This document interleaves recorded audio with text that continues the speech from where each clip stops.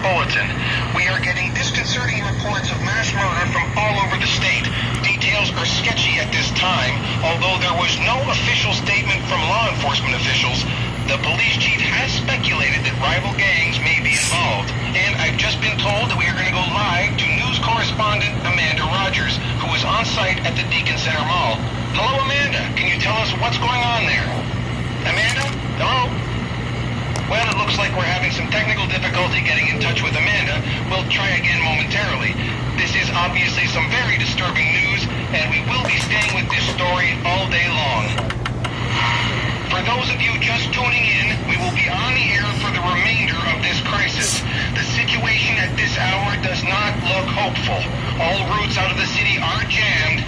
Mobs of what have been described as bloody corpses have been seen marching throughout downtown.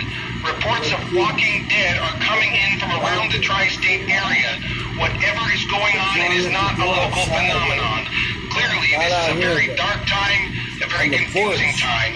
It is unclear why or how this is happening. This just in, the governor has issued this short statement. Stay in your homes and lock your doors. Do not trust anybody.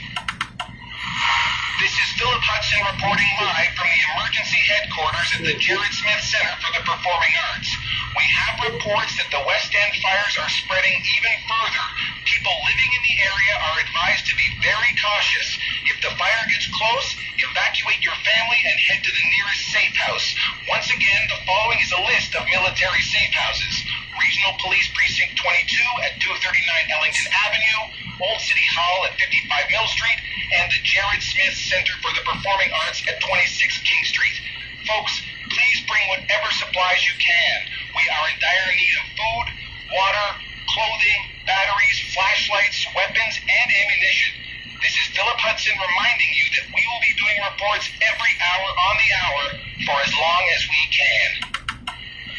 That was Joe Grant with tips on making body armor out of household items. Thanks, Joe. I'll be working on my suit later this evening. We want to take a moment now to remind our listeners that the West End fires are still raging. The entire area is to be avoided if possible. In other news, we've been getting regular reports from a Mr. Kaufman about the City of the Living. When we spoke to Mr. Kaufman earlier today, he confirmed that the perimeter is complete and 100% effective. They are now focused on clearing out the remaining pockets of creatures. Efforts are currently underway to transport citizens to the safety of this city. As always, we will keep you informed as this story progresses. It looks as if the fires in the West End have finally burned themselves out. This should come as a relief to anyone still in the area. In other good news, the power is back on in much of the state. The good people at Minden Nuclear Plant were able to get Reactor B back online earlier today. We owe these professionals our gratitude for keeping the grid up during these trying times. Folks, we have some fantastic news for you. Mr. Kaufman, the man overseeing much of the work in the City of the Living, has just informed us that an evacuation effort will begin shortly. People interested in moving to the fortified city should make their way to the Jared Smith Center for the Performing Arts. We'll keep you posted as more details come in. Evacuation efforts to the City of the Living are well underway. People from all over the state have been arriving at the Jared Smith Center throughout the day. We expect that the convoy will move out sometime tomorrow. We have a situation here at the Jared Smith Theater. All the people arriving for the evacuation have led those creatures here. The military is holding them off at the moment, but I've never seen so many of those things in one place. Anyone coming here should be extremely... Angela! Oh no, not you too!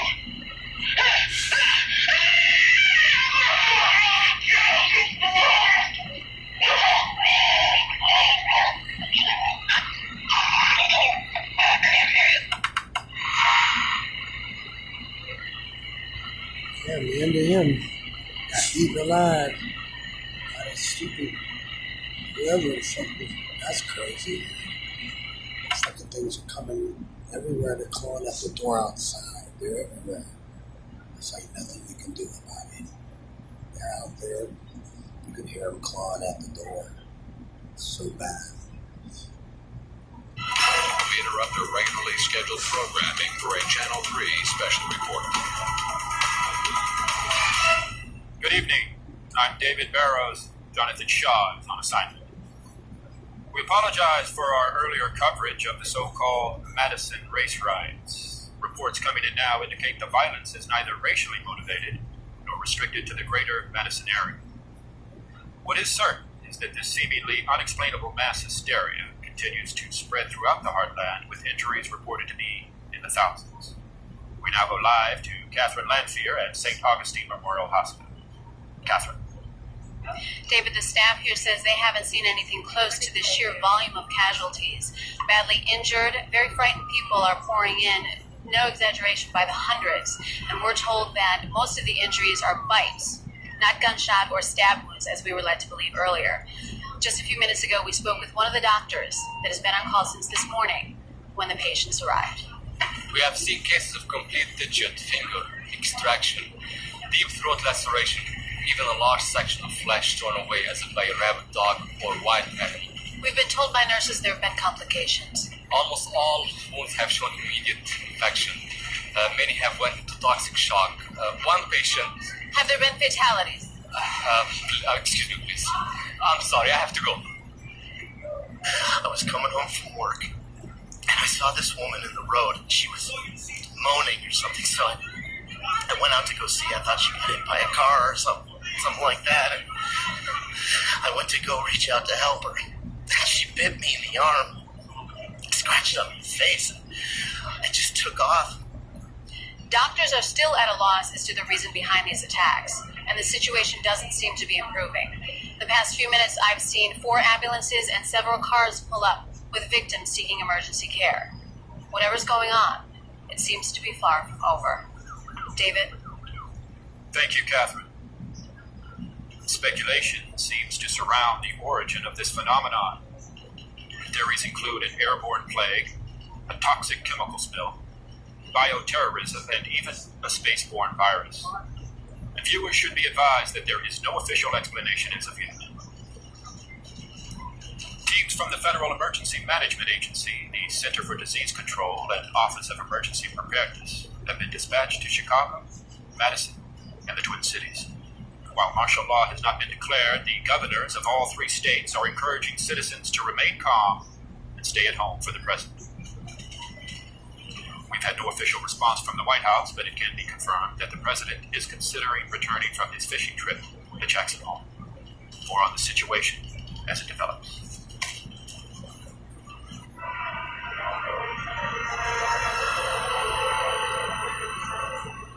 The president wants to make it perfectly clear that this is not a case of bioterrorism. No such agents exist in the arsenal of any nation or known terrorist group. He also wants to stress the need for calm and respect for law and order. The quicker people can get off the streets and into their homes, the quicker the appropriate federal and state agencies can reach these troubled areas. Although a further call-up of reservists is on the table, our current overseas military assets will remain in place to reassure our allies that this is a minor, containable situation that we expect to see fully resolved in 24 hours or less. Again, that was Press Secretary William Kaplan with the first official statement from the White House a little over 30 minutes ago, stressing calm and what he assures us is a fully containable situation. I've just received word from my producers that a tape showing one of these random attacks has been dropped off at our studio. I'm being told that the tape contains graphic material and violence. The viewer should be advised. No. I'm doing what you want, man. She's totally... Look at that thing! She's hot! No, your turn. Go on, man. Both of us. No, he's cool. All right, you know what? Yeah, that's the spirit. Here you go. You just walk up. Come on. Up to her. Come on. Hit her on the head. Knock her around. It's great. Whatever. Yes. Dude, look at those bellies, man. Come on. Look at that. She is so hot. She's the hottest girl in school. There you go. There you go. Come on, man. You show those wrestling skills, baby. Yeah, that's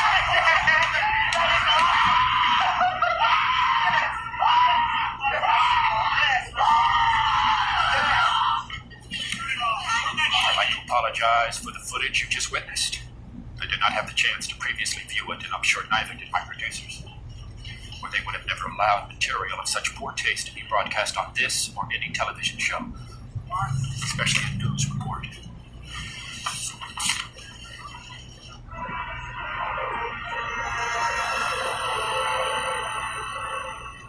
The human mouth is full of billions of germs, and most people don't practice good dental hygiene.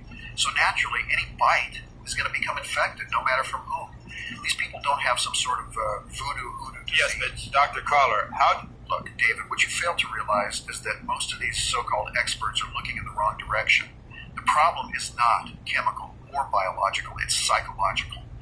What we're witnessing here is the spontaneous combustion of a pent-up rage fueled by frustration over a pressurized society. It's the snapped postal worker on a national level. Well, how can you explain that Look, in my new book, USA Bomb. Look, I'm sorry, we have to cut away right now. I I'm just being informed that both Istanbul and New Delhi are reporting sporadic outbreaks of violence, similar to those here at home.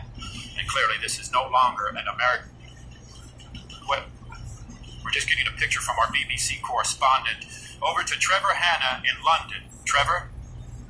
We're in Notting Hill, a part of London. Who knows if this report will ever be transmitted? Communication is at best limited. The city, it seems, is being overrun with man-eating creatures. And... They're coming! Run!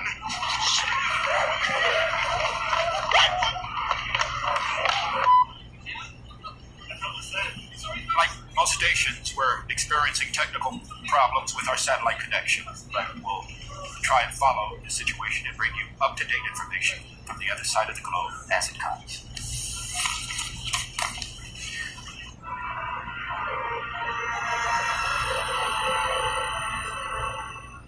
We now have word on the situation in New York.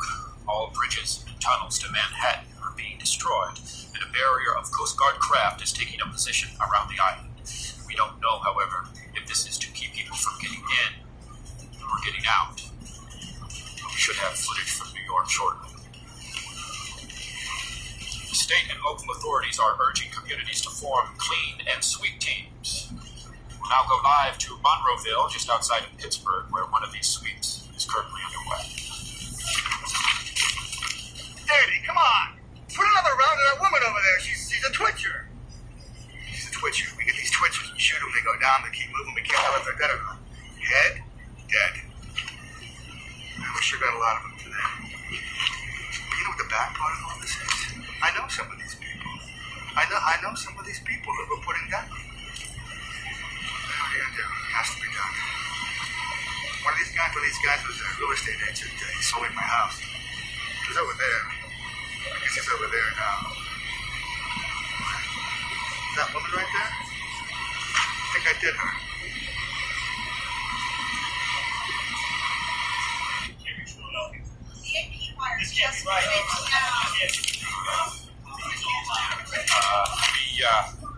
We have some startling information from Fran Parker, live at the Hammond County Medical Examiner's Office. Fran, what I'm about to show you is one of the most horrific. Stand back, and I told you, please keep your distance. You can see how dangerous it is. No person has survived this disease. And I can assure you that every victim that has come into this hospital has turned out just like this. They have died on the table. What has happened though, is that they have actually come back from the dead. So you're telling me this man has come back to life? I know it sounds absolutely impossible, but what we're talking about here is reanimation, but of dead matter. Look at this one. I was given an autopsy too. During the whole autopsy, he never stopped moving. And I took out his heart and half his digestive tract. What I'm trying to tell you is, Oh my God. the dead are walking. That's all I can say. Well, how are people supposed to protect themselves, Doctor? This is the most contagious disease I've ever seen. What I would say, and I'm warning you, everybody, do not come in contact with any of these zombies. And there you have it, David. The dead are alive, and there's no cure, and there's no explanation, and there's no nothing. Oh my God! David,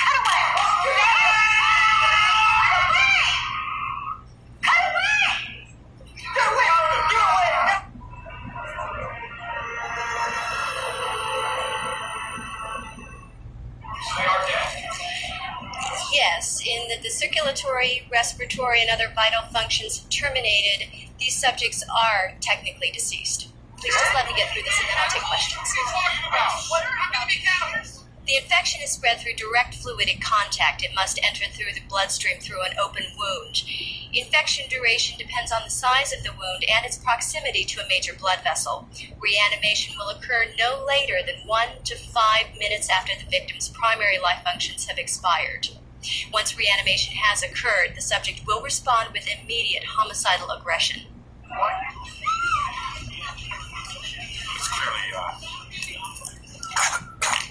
It's clearly a shocking development unfolding. You're gonna want to keep it locked in here. You stay with us all night.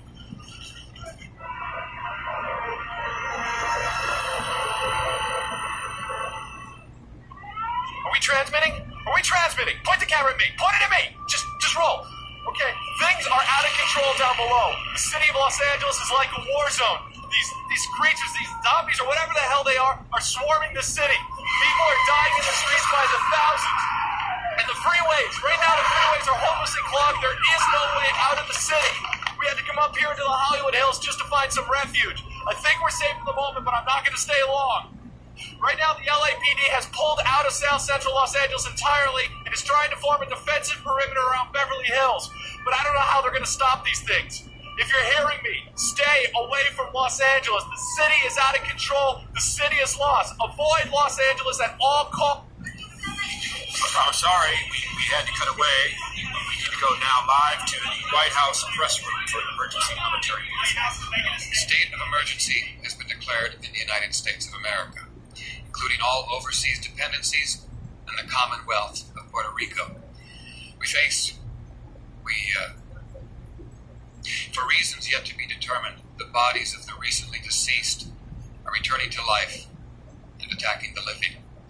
The scope of this epidemic is now reaching global proportions. The President sent to Congress a package of initiatives which will be explained by the Secretary of Defense, Mr. Martin Emery. Mr. Secretary. As of 8 a.m. Eastern Standard Time, the President has declared the Continental United States under martial law. The nationwide curfew of 7 p.m.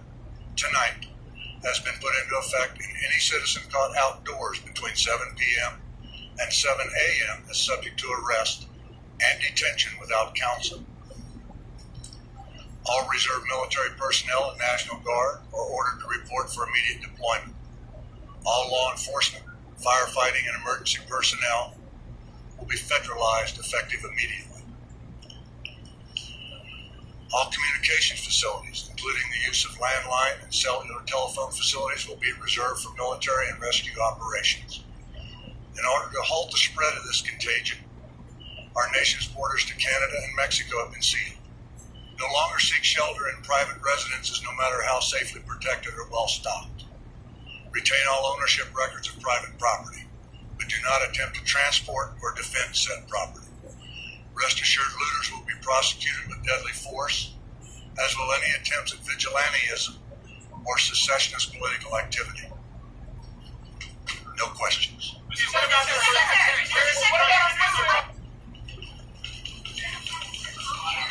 That was the Secretary of Defense with the announcement that the dead are somehow coming back to life.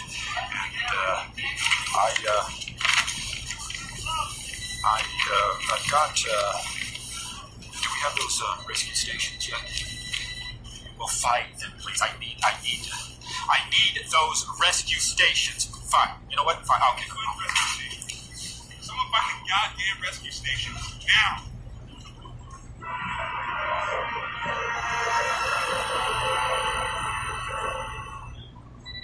Current estimate in the U.S. puts the number of dead at over 10 million.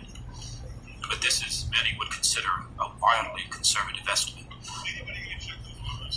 Regarding the entire world, I can't even begin to give you a number. One bright spot spot to record. We now have the tape of what to do if you should find yourself assaulted by a reanimate. Can we roll that? Okay, 5, 4, 3, Kurt! He's up! What? He's up! Ladies and gentlemen, in the background, Brett will now demonstrate on an actual Romeo Lima Foxtrot. Hold hard and soft points. Brett, go ahead. If you're going to shoot him, if you shoot him in the neck, then I'll slow him down with it, bring him to his Stay feet on and him, go guys. right back up. You shoot him in the chest, that easy. Let him slow him down, but he'll still come back. There's only one place to deal with this monster. You shoot him in the head, right in the head, between the eyes. That's how you get him. Watch it, Brett. Stay on him, guys. Stay on him. What we're going to be doing is working on a female zombie. A little bit different. If I anticipate this right, she's going to be coming out. Give me a female! Okay, watch very carefully. Hey! She's down. Coming. I'm sorry, sweetheart. Watch, guys. Everybody clear? Clear? All right. Some of you males may find this somewhat disconcerting to have to engage a female of the species. I did. It took a long time to get over it, but it's necessary. This is three, mind you, multiple suspects coming from opposing directions. This is not fun. This is scary. You'll all go through it. Stay with me. Watch very carefully. Okay. Kurt, are you on? Set you on. And let's talk. Hey, stand by.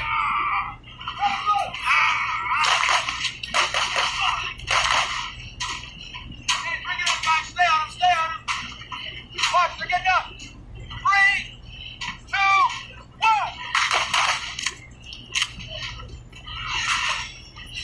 Clear. Clear. Ladies and gentlemen, what you've just seen here is not pretty. I don't enjoy this. I don't think you will either, but it's a necessary evil, if you will. I don't know anything else to tell you about this.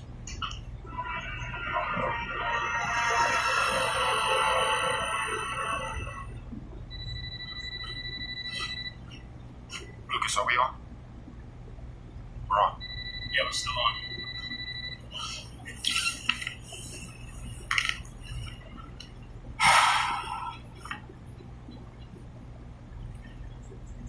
It's been confirmed from several sources that the destruction of Shanghai and Hong Kong were the result of thermonuclear explosions. Whether sent by the Chinese government, a rogue faction of the Chinese military, or the Russian government in their promise to aggressively defend their borders is still not and may never be known. Within the next hour, we will be transferring responsibilities to the emergency broadcast system. We believe, although this has not yet been confirmed, that the President and his cabinet have already left Washington, D.C. for an undisclosed, secure location. We now have an audio, some would say, final audio message to the American people. My fellow Americans, this republic faces a crisis like no other in its history. While the lights across this great land dim and the darkness of an uncertain future descends, let us not forget the words that led our country through another great challenge. We have nothing to fear but fear itself. We will endure. We will rebuild. We will drive away the night and warm our children in the dawn of a new day. God bless you all. And God bless the United States of America. Honey, I'm coming home. Get the kids ready now. I'll be there soon.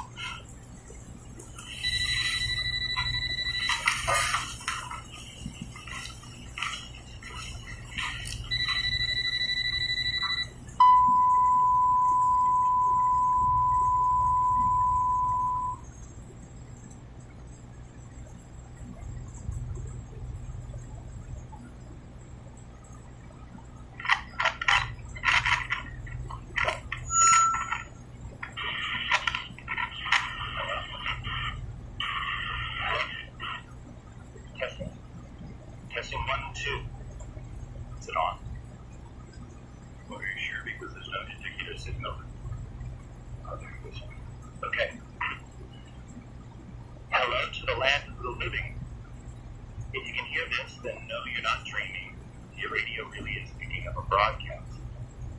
Before we even start, I just have to say that no, you're not rescued. This isn't a government signal. There is no zombie-free paradise, and the worst, sadly, probably isn't over.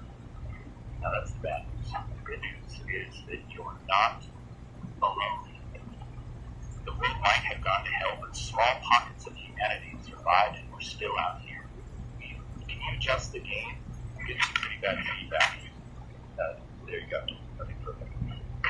The purpose of this broadcast, which we've set to repeat every 6 hours, is to give hope to whoever might hear it, and to let you know that you are absolutely not alone.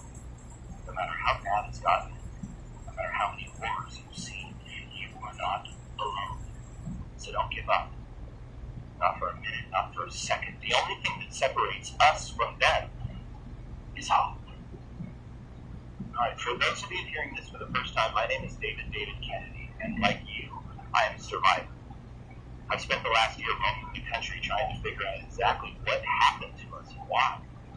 During that time, I've met hundreds of people with their own stories, personal struggles, and losses.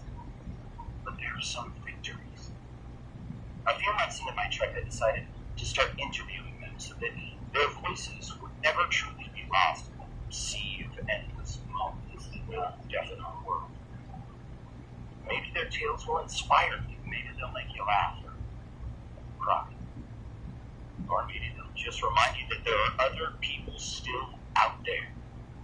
People like you. So why am I doing this? What do I get out of it? Well, that's a fair question, and it's one that I intend to answer. Because this is my story as much as it is anyone else's. How could I ask the world to bear its soul to me if I refuse to do the same?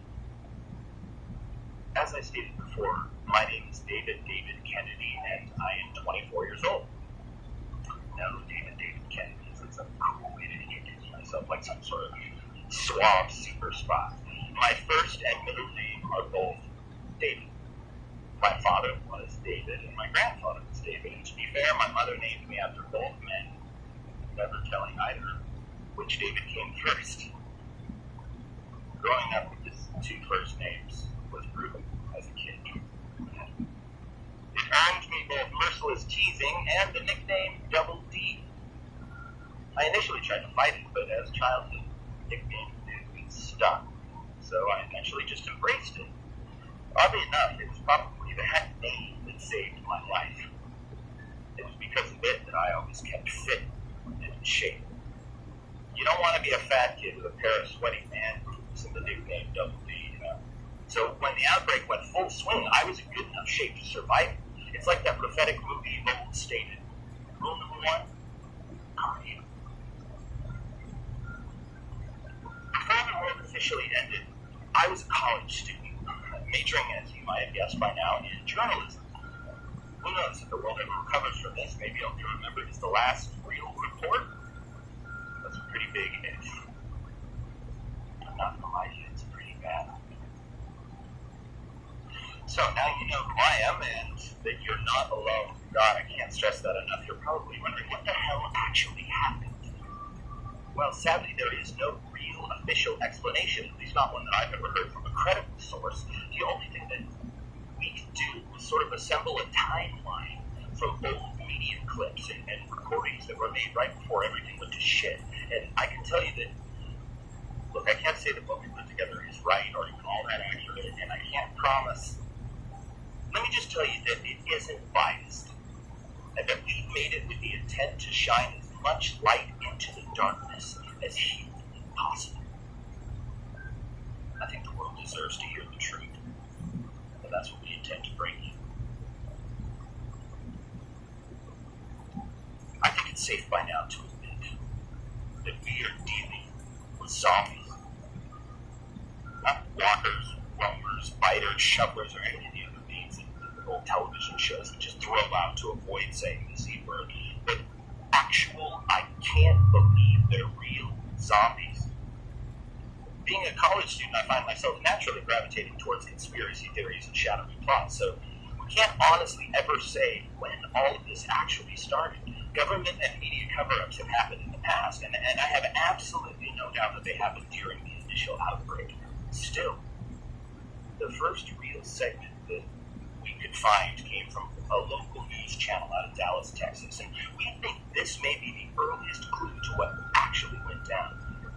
This is what we have. With Dow Jones Industrial Average shattering industry records and closing well over 15,000 today, that number comes from a complicated formula based on 30 stocks that are part of a Dow Jones average. The higher the number, the higher the value of those stocks, and there's no need to speculate which stocks in particular help boost those numbers today. Am I right, Cindy? Indeed you are, Ron. Karama Pharmaceuticals, the newly emerging biotech company with roots in Italy, is turning heads and raising brows as it swiftly becomes an international leader of both medical and therapeutic goods right here in the United States. Their spokesperson, Janet Kirkpatrick, has been credited with much of the company's climb, with her claim that they are only a few trails away from actually curing everything from swine flu to the common cold. Those are some pretty bold statements. True, but as Karama Pharmaceuticals has filed over 87 patents in the last year alone, the experts think that they might really be onto something. 87 patents, is that a lot? Well, it sure seems like a lot to me, but whatever they're doing, they must be doing it right because their stock has gone up in value over 500% since hitting the markets a little over 2 years ago. Makes me wish that I had gotten in on that. But I will tell you what I did not miss out on last night's game. Did you see it? I didn't. Believe it or not, I was stuck smack dab in the middle of that massive traffic jam that Bob mentioned earlier. I sat on the Spencer Street Bridge for over 4 hours. 4 hours? Yikes. Well, you missed one heck of a game. Our very own Rangers went head-to-head against the Coyotes last night, and it was nothing short of brutal.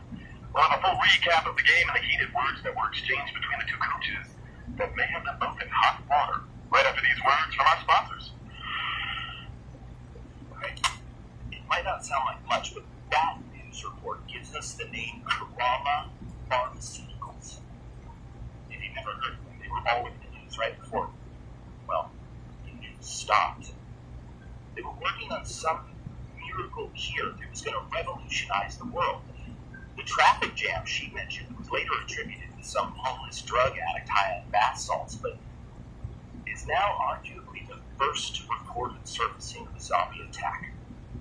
Oh, and fun fact, I lost $50 on that game.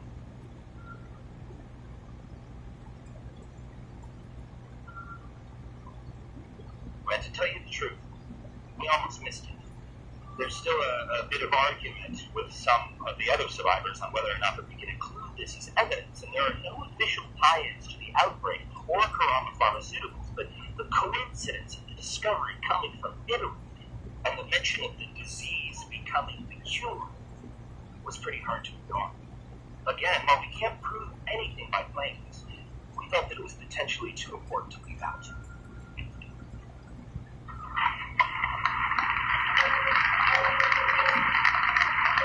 Welcome back to the PSC trip with me, Oliver Pence.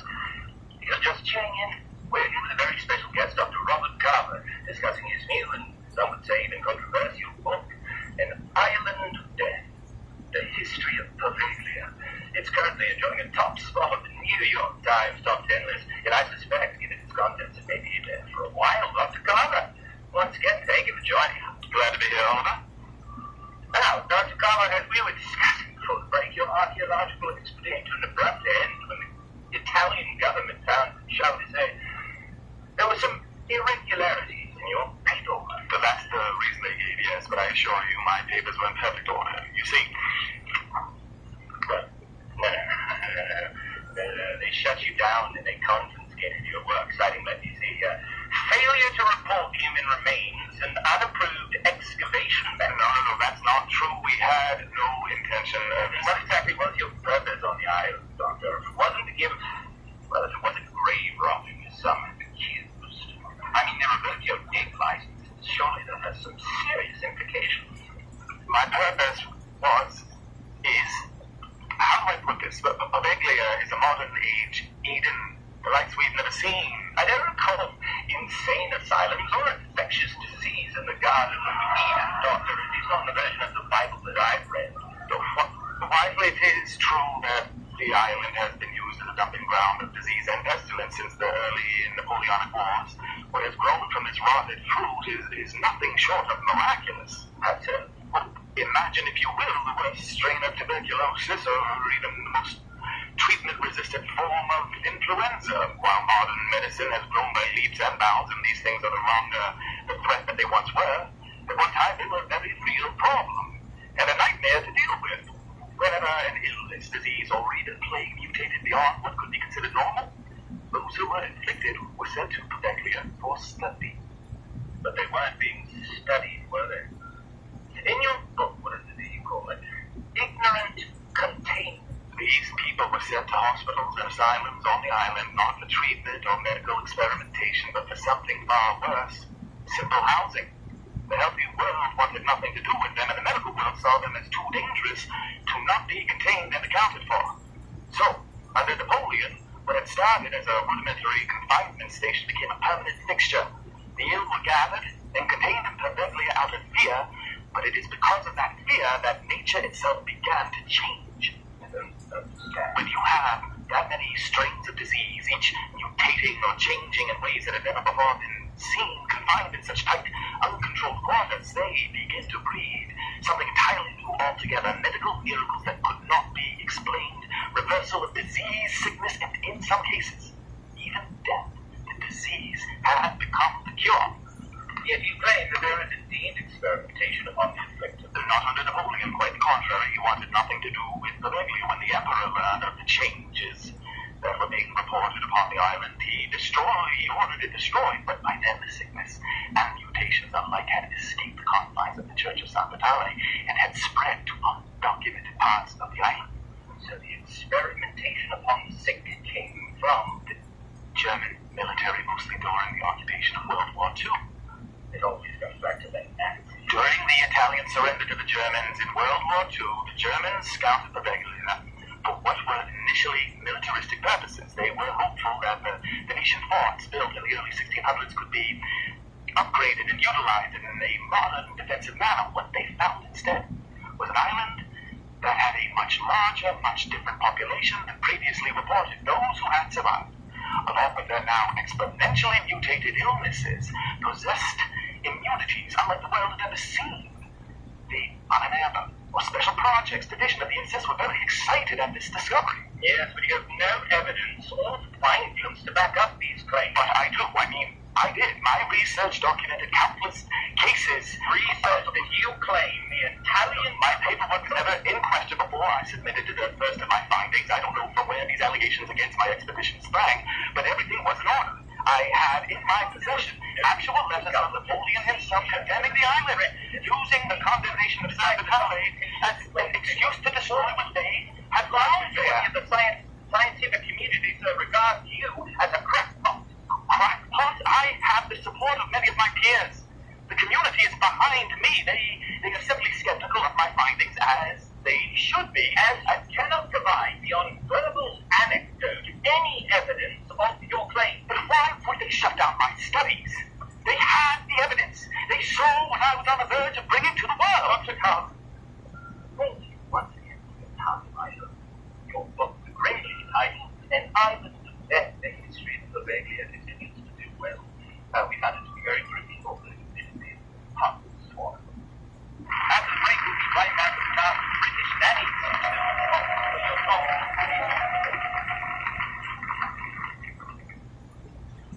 Without the internet or much technology to fall back on, our research into Dr. Carver's claims hit a dead end almost immediately. The only thing that we could find was an old encyclopedia entry on the island of Paveglia that confirmed its use as a plague station and the orders from Napoleon to destroy the Church of San Vitale. Still, Dr. Carver's insistence of not just a cure being found on the island, but one born from disease, well, it just hits too close to home for us to ignore. Take it for what you will, but I personally wouldn't discount it. Okay, About 3 weeks after the interview with Dr. Carter aired, ANN began coverage on a Senate hearing in which a senator from New York is accused of taking money from Kurama Pharmaceuticals and refused to explain as to why he was spending so much time in Italy. This is what really cements our suspicion of Kurama's involvement in the outbreak. We cut out most of the official preludes and went directly for the meat of the conversation, which saves you about 4 hours of political droning.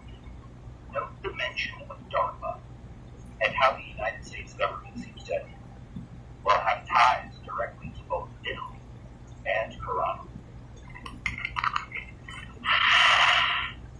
You're watching ANN, the American News Network, America's most trusted source for news. Good afternoon, and thank you for joining us.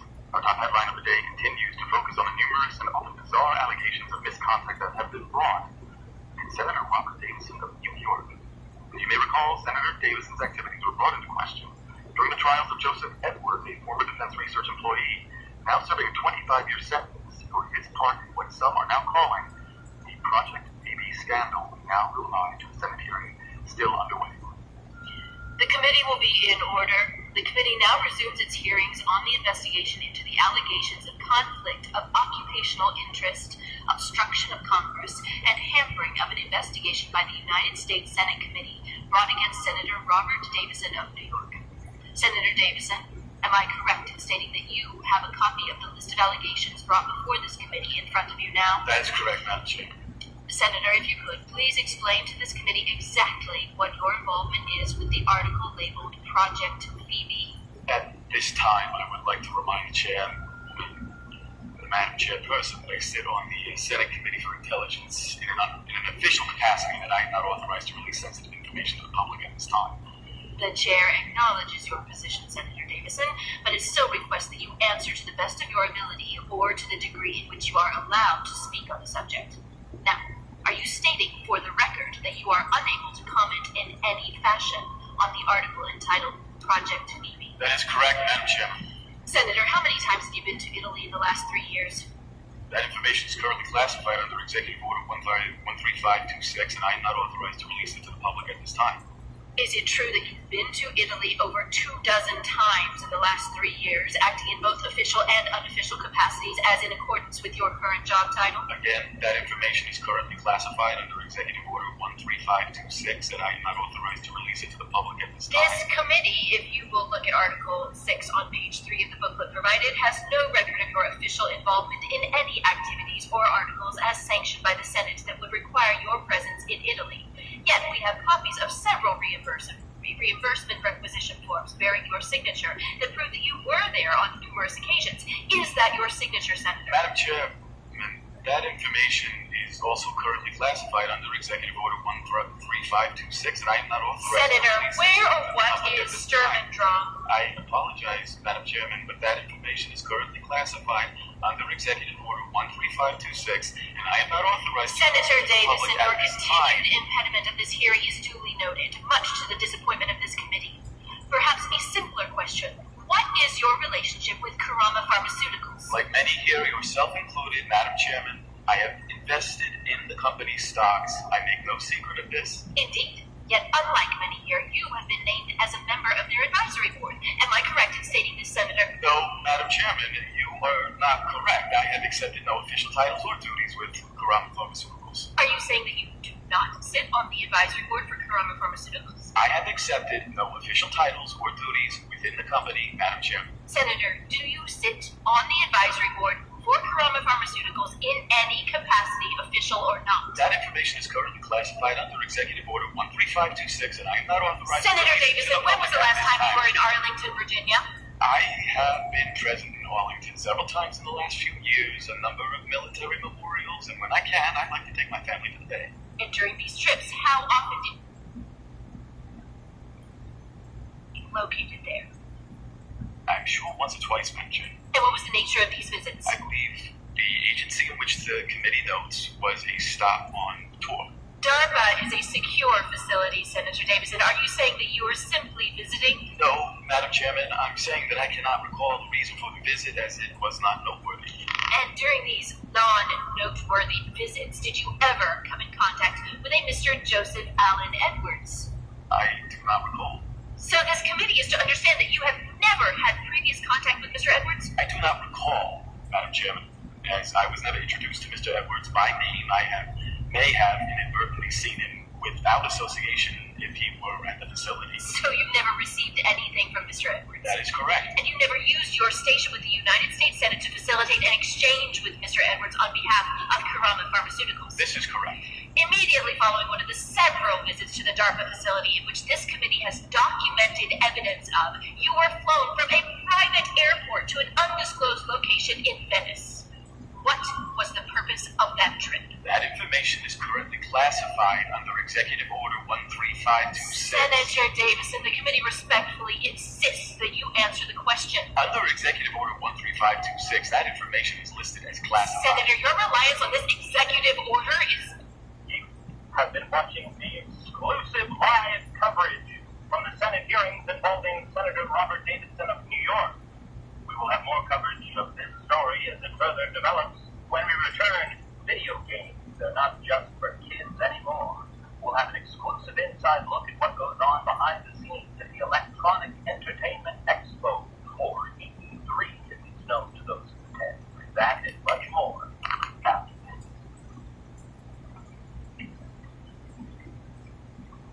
Those of you who don't remember, Joseph Edwards was a DARPA employee who dropped a ton of documentation to one of those online anti-government sites before he was taken into custody.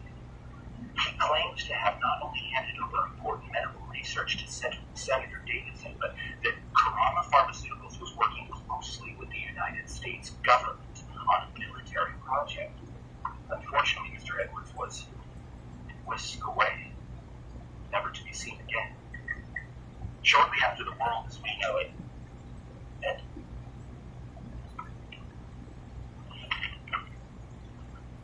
Now, I've been trying to wrap my head around how much actual footage of the outbreak must have been lost from news crews or some random guy with a cell phone who never saw it coming. Could you imagine what YouTube would be like if we could still connect to it? I'm still hopeful I can find more, but I did manage to locate this interview from a TV station in Columbus. I couldn't figure out a way to get it off the playback machine, so I just recorded the audio. You would think that with all the soldiers and police officers that we had in this country, they would have been able to contain something like this. Have any information, they should contact their local Red Cross. And now we are going live to Dawn, who's downtown where Grace Mercy West Hospital has been evacuated. Dawn, what's happening down there? Thanks, Mary. We're here behind a series of police barricades with a crowd of employees. We're still a little unclear of what spurred the evacuation, and the police I've spoken with are calling it a biological hazard, which could be anything, I suppose. Our best guess is a chemical spill at this point, but I'm actually here with Carrie Ryan, who was one of the many rushed outside with little explanation. Carrie, you work in the hospital, correct? That's right. I'm the chief nursing officer in oncology. And can we safely say today was not a normal day for you? I think we can, Dawn. Can you tell us what you saw? Surely something pretty bad must have happened if an evacuation was ordered. You know, I'm not really sure. I had just started my shift, hadn't even had my coffee yet, and the alarms went off. The other nurses and I assumed it was system testing, but in this day and age, you have to take these things seriously. So we started following protocol and prioritizing patients for evacuation, when security came running down the hall and told us to leave them. That was my first indication something was seriously wrong. They rushed us out with everyone else. No one has been allowed back in. How long ago was that? Probably an hour now. Have you seen any of your patients come out yet? No, but they might have been taken out through the freight elevator at the north end. Carrie, what do you think happened? I've been hearing weird rumors from some of the orderlies. Word is something happened in the morgue, but nothing ever happens there. I'm pretty sure someone worked too long of a shift and started seeing things. It happens with some of the physicians from time to time. This line of work is high stress, you know. Has anything like this ever happened before? Evacuations? Outside of a bomb threat every few years, it's pretty unusual. When there is a major emergency, they usually lock us inside the hospital, not out. Well, Carrie, thank you for talking with us. My pleasure.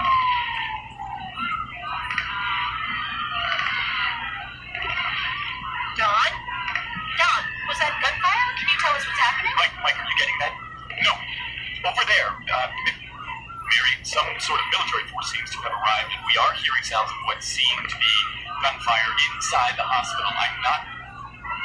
They aren't wearing standard uniforms, so I can't identify which branch we are seeing. They appear to be in full. Unit 1, Unit 1, I want these cities back now. Give me a one-click perimeter on this AR seal.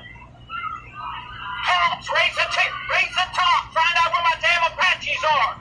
Where the fuck? And you turn that camera off! I want it off now! You can't just cut the feed! And that's when things started to officially go to hell. Stories like this began popping up like dandelions. Over the next 24 hours, everyone was glued to their televisions and computers. It happened so fast, one hospital turned to 6, which turned to 60, which turned to nothing. Conspiracy nuts will tell you that it was the government turning off some magical switch to the internet, or that the news channels were shut down. But the truth was, nobody was reporting. Uploading a video or setting up a feed, it takes time. When the levee that was holding the outbreak back finally burst, there was no more time. The next few weeks were a chaotic, blind panic, a frantic attempt at survival. Television was forgotten. Hell, technology itself was forgotten. We became the animals that we always told ourselves we were above. And in the end, all that really mattered was survival.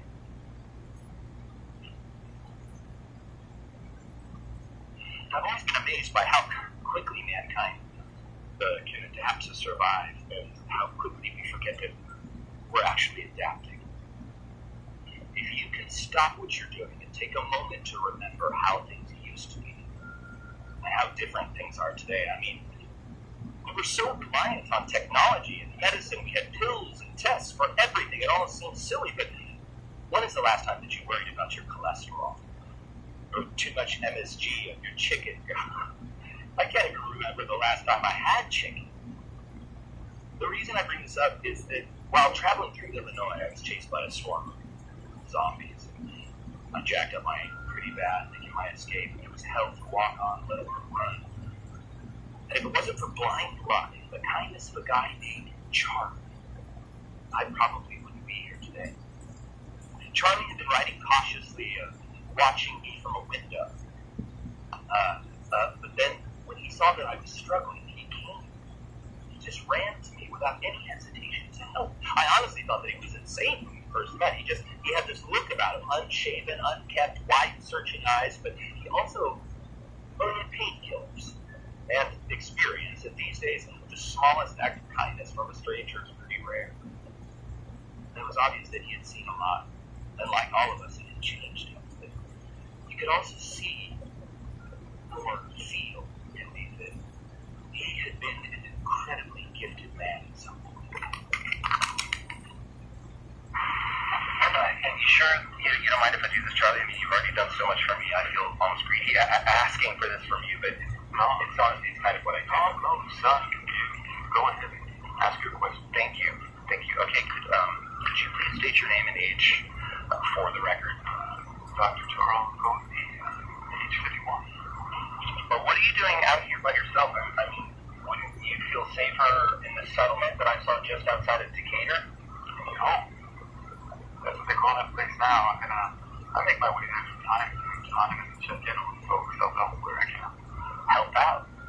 You were a physician, right? A doctor of some sort. I mean, from the way that you looked at my foot. Yeah, well, you could say that. I was the chief resident of emergency medicine at the University Medical Center in Tulsa. Sounds like a big job. What did you do there? Well, have you ever been to the emergency room waiting for help with someone else rushing in ahead of you? Sure. Well, it was my job to receive that. No cuts, bruises, belly aches, but the emergencies where time was of the essence and someone's life hung and keeping it balanced. I was there to assist with every elevated trauma that you can think of, gunshots, car accidents, severed limbs. Once, I even had to remove a man's genitals. Well, let's just say that's a rather long story. Wait a minute, if you were in the ER, did you see, I mean, did you try to help people who were infected with this? I did. Quite a few, actually. So you actually saw how the virus in its early stages, you saw how it works. That's amazing. Could you run through what you saw in a typical case? Well, there was some variation, but typically we'd see a patient come in with multiple puncture wounds to the extremities, their arms or legs mostly, like marks, mangled fingers. Puncture wounds. We didn't realize it at the time, but yes, these were the beginnings of the larger attacks. These were exhibiting symptoms of what we were unofficially calling stage 1. What were the symptoms? It's complaints of extreme thirst, high fever, headache, chills. If it weren't for the wounds, I would have thought it was an outbreak of avian influenza. The bird flu? Well, how did you try to treat it? Well, we started with a standard battery of antibiotics, Suprax and Spectrosat, a handful of others. We were anticipating bacterial infections from the wounds, but we eventually deduced that the causation itself was a viral. Did you ever see someone turn? Yes, I can honestly say that I'll never forget the first time that I witnessed it. The patient was Sarah Evans. She was 34, and she had entered stage 2. At this point, the patient's body would begin to shut down. There was a decrease in breathing, heart rate, and signs of renal failure. And eventually their hearts would stop altogether, and they could not be resuscitated. It's not like you'd see on television. Hospitals actually have a fair chance of bringing people of generally good health back from the brink with defibrillators and proper drug injections. But in fact, we were now failing 100% of the time. It scared the hell out of us. Miss Evans had been in stage 2 for approximately 3 hours before she flatlined. We did what we could, but after 15 minutes of surgery procedure, I had no choice but to call it. There were a lot of sick people who were still alive that needed our help. We were so overwhelmed. But there wasn't time to properly move her body, so we covered her with the sheet and moved on to the next emergency. A few hours later, I was running by, and out of the corner of my eye, I really saw the sheet move. I was exhausted, so at first I thought it was my mind playing tricks on me, but as I was standing there, it happened again. It was definitely. She reanimated. I was both elated and horrified. I thought we had made a horrible mistake, that in our haste had missed a weak pulse, or that the EKG had malfunctioned. I pulled the sheet that she was struggling with from her face and asked her if she knew her name or where she was. Were you able to communicate with her? She gurgled a low moan as if she were in pain. Low. The almost instinctual function of the adrenal medulla. Before I had a chance to check her rectal responses, she jerked into a sitting position and grabbed me quite forcibly by the throat. Her mouth was agape and she was gnashing her teeth. Given how recent her cardiac arrest had been, I was more than a bit taken aback by the level of necrosis that she was exhibiting. The person had come back to life and was trying to eat you, and that's what surprised you? Well, yes. Nearby orderly noticed our struggles, and together we managed to subdue Miss Evans and strap her down. We put her in isolation, but I never had another chance to follow up with her. If I had had more time to examine her and treat her, maybe I could help. So it's safe to say that stage 3 is reanimation? Very astute. As medically unlikely as it sounds, this virus has the undeniable ability to somehow reanimate the very small portion of a clinically dead patient's brain. Because of the limited scope of brain functionality, there is no memory, reasoning, or sense of self-preservation beyond basic mobility. They lack even the most rudimentary problem-solving skills or complex motor functions. But they still need to eat. Well, no.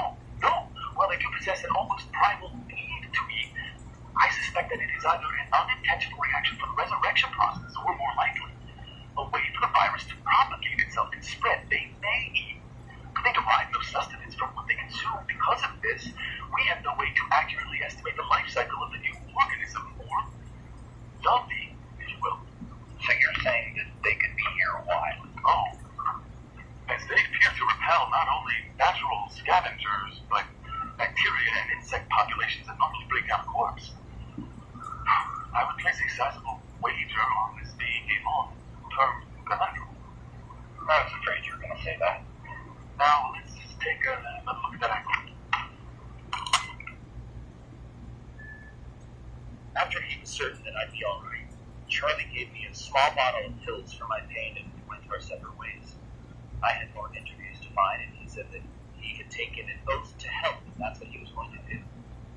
I haven't seen him since, but his story never fails to remind me. just how tragic all of this really was. So if you hear about a scraggly doctor wandering the countryside and handing out pills like a bearded Pez dispenser, tell him Double D says hello. Thank you. And if you happen to hear that he didn't make it or stumbled upon something worse, keep that shit to yourself. I couldn't take it.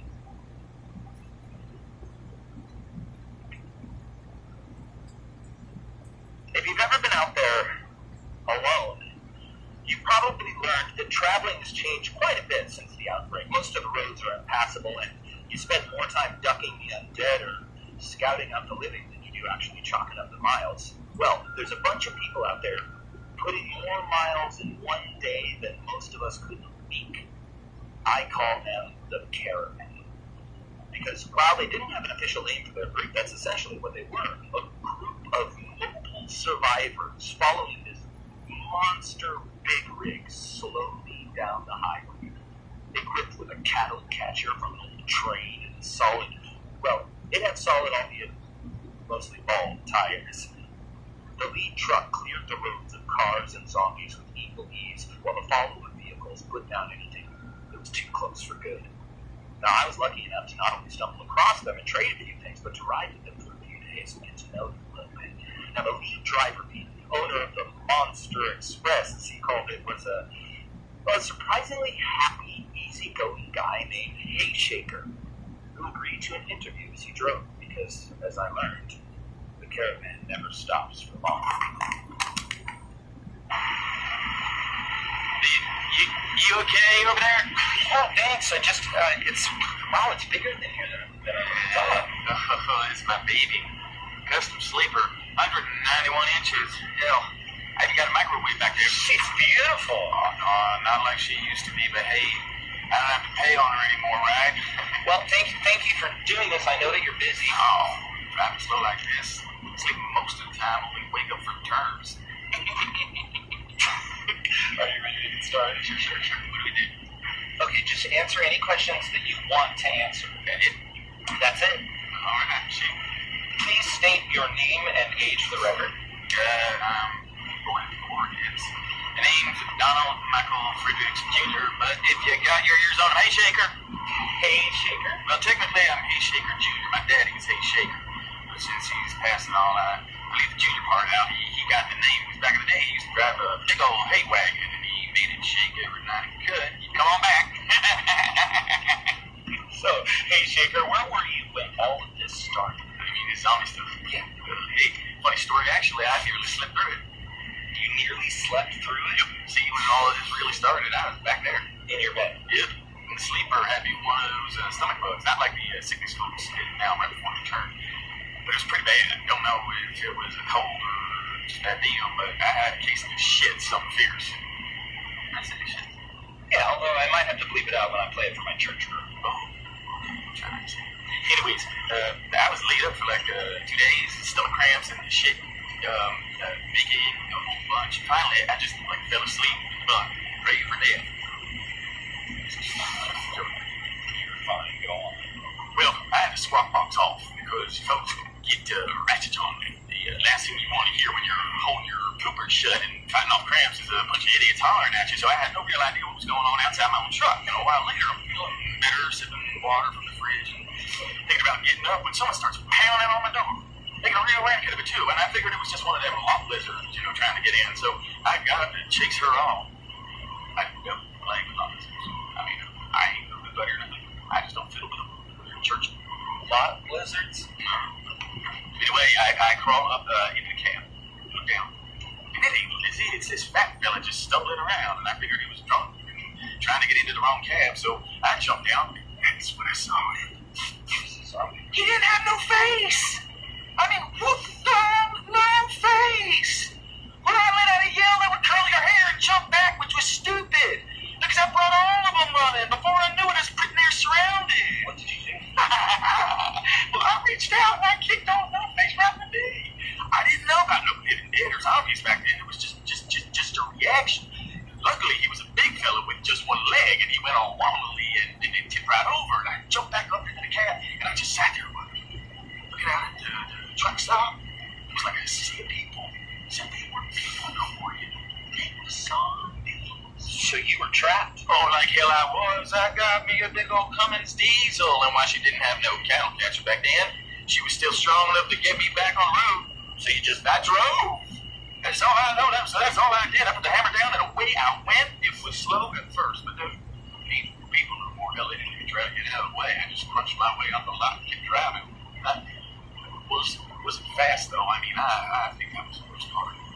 I was pulling what I'm pulling now. Back then I had the old wiggle wagon. Every bump felt like I was going to tip wiggle wagon. Yo, I had to test it down the road ways. Once I saw how bad everything really was and heard the chatter on the radio, I figured that I didn't need to live in the load no more. I know we just stuck to get out though. I was hauling a bunch of stock from one of the improvement stores. Would have come in handy in hindsight. So, what about them? The rest of your caravan? Oh, you mean my big old convoy? Well, I'm not sure, to be honest. I mean, every time I'd stop and fuel up or look for somebody to eat, there'd be some fella in a van or a bunch of folks in a bus, and they'd ask if they could ride along.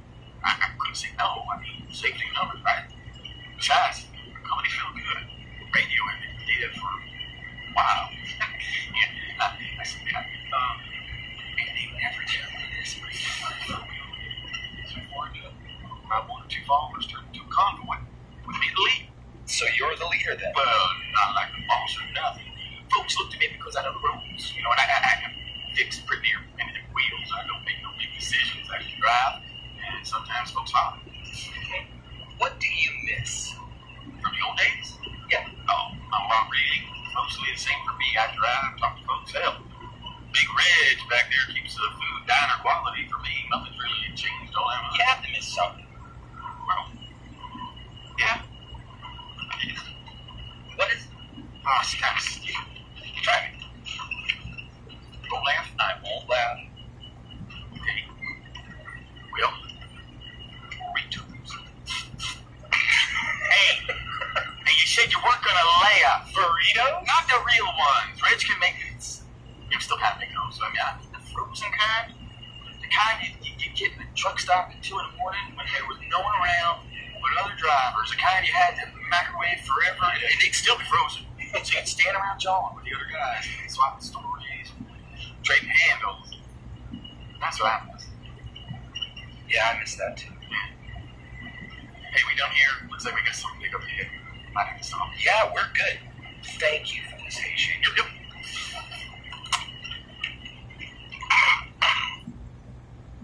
Riding with the caravan for a few days, I got to witness how they operate. There was never any fighting or bickering, and everyone had their roles. The thing that made them valuable to the group. I'd be lying if I said that I was intended to stay with them. It was, it was good for my heart to see social functionality again. People getting along, doing a job, and helping each other out. One of the more surprising injuries that came. It was a woman in her mid-20s that everyone called Mama. Now, I thought that it was odd that she'd have such a nickname, especially since there were women who were, well, older and more matronly than her around. So I asked her about it. And I've regretted it ever since. Thank you for agreeing to do this. This is tape 17 interview with Krista Phillips, age 26. Mama. Everyone here calls me Mama. Why is that? I watch after the kids. Just you? No, there are others, but I'm the one that the kids call Mama. Sophie, a little blonde girl that used to ride with us, started it, and all the other kids just picked it up. That's sweet. Do you like it? Secret? Well, not really these recordings. I fucking hate it. Why? Because most of these kids have lost their parents. They've lost their real mothers and fathers, and because I'm there taking care of them, they imprint on me, like baby ducks. I'm not their mama, and it kills me every single time that they say it. It's funny, you'd think that you'd get used to it, and it would hurt less. I swear to God, it hurts more and more every time. Why not have them call you something else? Do you know what I was before all of this started? No, that's kind of perfect. I was a housewife, living the suburban dream. I had a nice house, a and were ready to settle down. It was the kind of perfect life that you only read about in magazines or see on sitcoms. And I did it all. Mary Kay, Avon, even those candle wax parties with those little scented tabs that melt but don't actually burn. That was my life, and I loved it. Sounds like it was lovely. It really was. We lived in this pretty little house at the end of a cul-de-sac on Pine Haven Road. Pine Haven. Seems silly now, but back then it felt like I was saying Beverly Hills. The plague or whatever they're calling it really hit. My husband Teddy and I shouldn't have stood a chance. I'm not even sure how we got out of there alive. I remember my neighbor Sarah bouncing up and over the hood of our BMW. Sarah, who bought more Avon than any one woman could use. The same Sarah who still had my good cake pans. Dead and trying to make me the same way. It wasn't your friend anymore. You know me, right? Still didn't make it right. Teddy and I spent the next few days just trying to survive. During the day, we'd park and hide somewhere. Abandoned hotels, the back of a delivery truck. Any place we could be quiet and feel safe. At night, we'd drive. Slowly, no headlights, we'd just drive. Every once in a while, we'd hit something or someone, and we'd just keep going. We weren't sure where we were going. We just knew that someplace had to be safe. Someplace had to be better than this. One morning, right at dawn, we decided to break into this corner drugstore. It had grates on the windows and a bar and a door, and as far as we could tell, it was empty on the inside. Yeah, but it was harder to get into than we thought it would be. Without tools, a locked door stops the living just as well as it stops the dead. Teddy wouldn't be dissuaded. He was positive that there would be food and supplies in there, so we kept trying to get in. He was using the tire wrench from the car, this cheap little thing to bend way too easily, and we were almost in when a zombie comes staggering around the corner and grabs me right by the back of the head. I thought I was dead. Teddy let out this deep-throated scream and tackled it. He pulled it right off me. Teddy wasn't a huge guy, to be honest. He was a bit softer than most. He was a computer programmer. They're not known for their physical strength. Right then, he was Hercules. They rolled around for a second until Teddy got on top of it, and using an entire iron, he caved it and hit, just over and over again until it stopped moving. I'd never seen him like that. Fear is a powerful motivator. So he's getting bit. I didn't know at first, but when Teddy was wrestling with that thing, it bit him. Not bad, not even really a bite. Just pinched him, barely breaking the skin, but it was enough. We got inside and barred the door behind us, and then we cried. I'm not sure why. It might have been fear, elation at getting away, or just adrenaline. We just sat there, leaning up against the door, holding each other and crying. Yeah. I mean, we cleaned the wound with rubbing alcohol and bandaged it good, but about an hour later, the fever set in. I'm sorry. Have you ever seen it? Have you ever seen someone go from healthy to infected? Have you ever watched as they get sick and die? Yeah. Sucks, doesn't it? Yeah. When Teddy died, I didn't know what I'd do. I knew that I wouldn't have the strength to keep him from becoming one of those things. I knew that I didn't have it in me to do what the news said we had to do. So what did you do? I dragged him outside and closed the door behind me. Did he change? I could hear him on the other side of the door, moaning, getting up, shuffling around. What did you do? I got drunk, that's what I did. Blind, stinking drunk. The drugstore had a cooler, and although everything was piss warm, I drank until I felt like I was going to throw up. Then I walked to the pharmacy, got a handful of pills from behind the counter, and I ended it. You tried to kill yourself? No, not me. I took a handful of those Plan B pills. I guess it could have killed me too, but at that moment I didn't care. You were pregnant? 3 months. Like I said, I was in suburban heaven. But now that hell was walking the earth, I wasn't going to bring a child into this world. Not alone. Not when it could end up.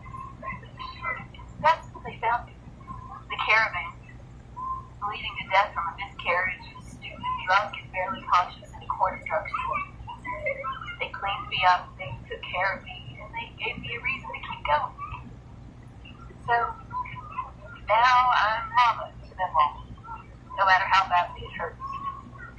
Because they deserve a mama. And I deserve to remember what I did. You did what you thought was me. Look, I'm sorry. I think we're done. I have to get back to the care. Of course, look, I just thank you. Honestly, thank you for that sweet stuff. Mama, always mama. Thank you, Mama.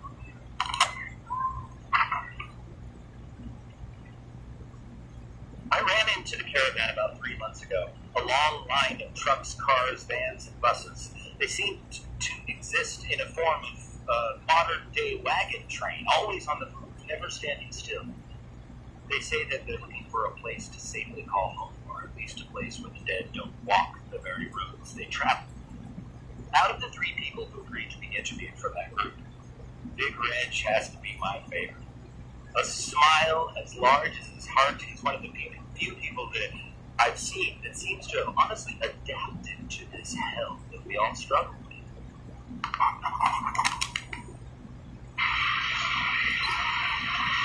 If you would please state your name and age for the record. Yeah. Anytime you're ready. My name is Reginald Harvey Williams, and I'm 37. Most folks just call me Big Red. So Explain, please, how you got that nickname. on account I'm so small. So people they're not going to be able to see this. So can you just Well, folks have always picked on me about my size ever since I was, even littler than I am now. Well, I never really let it bother me much. Good things come in small packages is what my mom always said. Size ain't nothing but perception. And I've known men twice my size that are smaller than me. I got one of them big personalities, I guess. So they call you Big Reg because you're small? No. Tell you what happened. Back when it all started getting rough, right before everything went right to hell, but you could see it was going that way fast. I was working as a night cook at this little truck stop right outside Bellefontaine. That's in Ohio. And anyway, it was getting pretty grim out there, and the diner was pretty near empty. And one of the other cooks, a tall, skinny kid named Terry, me and him got along pretty well. He liked to pull a prank on me, like little thing, like put my apron up on the top shelf, or wait until I went to the storeroom to kick out the doorstop. see, the storeroom was where we kept most of the dry goods and bottles of soda and whatnot, and we used to use it as a break room when we cooked. And there was a little table, radio, someone even brought in one of those little black and white TVs. Well, the only thing was, the storeroom door was big, busted, and didn't open from the inside. So if you was in there and someone else came along and kicked out the little chewed up hunk of wood we used to prop it open, you pretty much stuck in there until they decided to let you out. I think I see where this is going. So it was a slow night, like I said. Things had been getting pretty bad. We was just hearing about the worst of it, and none of us know what to think. And you dead coming back to life, chewing up on people. We didn't know if it was a joke or serious or what, but I promise you this, we was all scared. So anyways, I had to go into the store for something. I don't rightly remember what now, and I guess it ain't important. And Terry, well, he was kind of scared. Noticed that the mood was getting low. Terry hated that. He'd do anything to make folks laugh. So when I went in, he snuck over. Before I could turn around, he kicks out the little lovely of wood. Oh, man, was I so... I mean, I liked the guy, but things was tense, and I wasn't in a mood to play a little betting game to let me out of the storeroom. So I'm cussing and banging on the door, and I could hear him on the other side just laughing, and that made me mad. So I pounded harder, with just me Terry laugh even more. Oh, but then I heard him go for the door. I heard him. Terry waited till the call. His light just stopped. What happened? As far as I can tell, they go in those dead folk came flooding in a diner. They was moaning, screaming, and the sound of breaking glass, and I pounded harder to be let out, but nobody came. Then I heard the old 30-06 we kept in the back go off. And then nothing. It's just gone real quiet. I listened to the door for a few minutes. Not real soft. Called out the tip. He answered the Bible knock. Whatever's on the other side of that door wasn't alive no more, but it wasn't alone. He clawed and scraped and pounded on the door when I went quiet. But the mouse changed quiet. After that, an hour, pounding and clawing stopped, but I could hear him out there, shuffling around. Every once in a while, one of them would bump into something, a glass break, or dish a shatter, and they'll get all worked up again. But I stayed quiet. Well, I don't want you to think that I sort of I mean, out on food I could eat, and all the water and booze I could drink, and TV and radio for company. Well, not that they lasted long. Power went out about a weekend, then it came back on.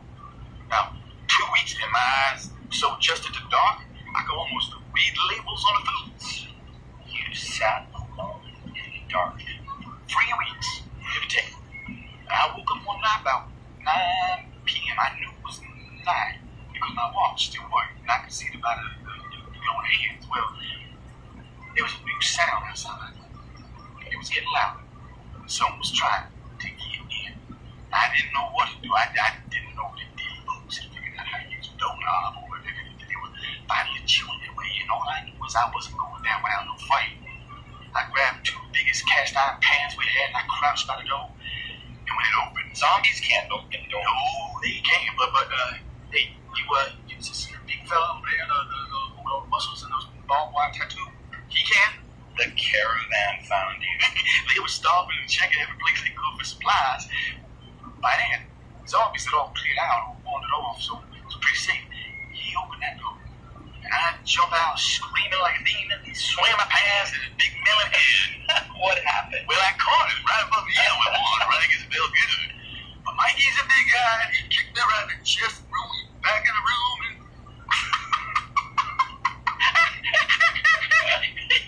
he locked me back in the damn stone room. So like I say, I clocked me good, so he goes yelping back to the group. And they're all up in arm, and I guess because it was dark, and he's so big, he just assumed that I was too, so he telling them all that there's this 7-foot tall giant man back there screaming, no pants, me, 7 foot tall.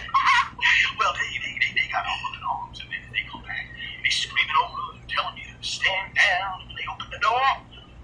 They don't see no giant man, they see me. 5 foot, 120 pound of me, huffing and puffing in the dark, squeezing against the line like they ain't never let Mikey live it down. They done right by you. Well, the nickname stuck. I've been riding with a caravan ever since. I figured since I was a good cook, they didn't have no one knew their way around food. I owe them. They're good people, one and all. Did you ever see Terry again?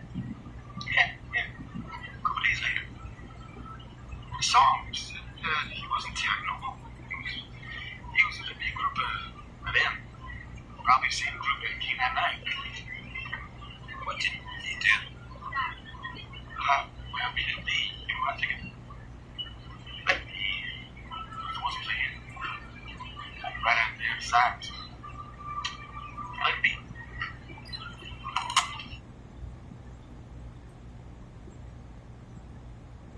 While not everyone is dealing well with the aftermath of the fall of civilization as we know it, some people, and I'm not going to believe this, were ready for the undead.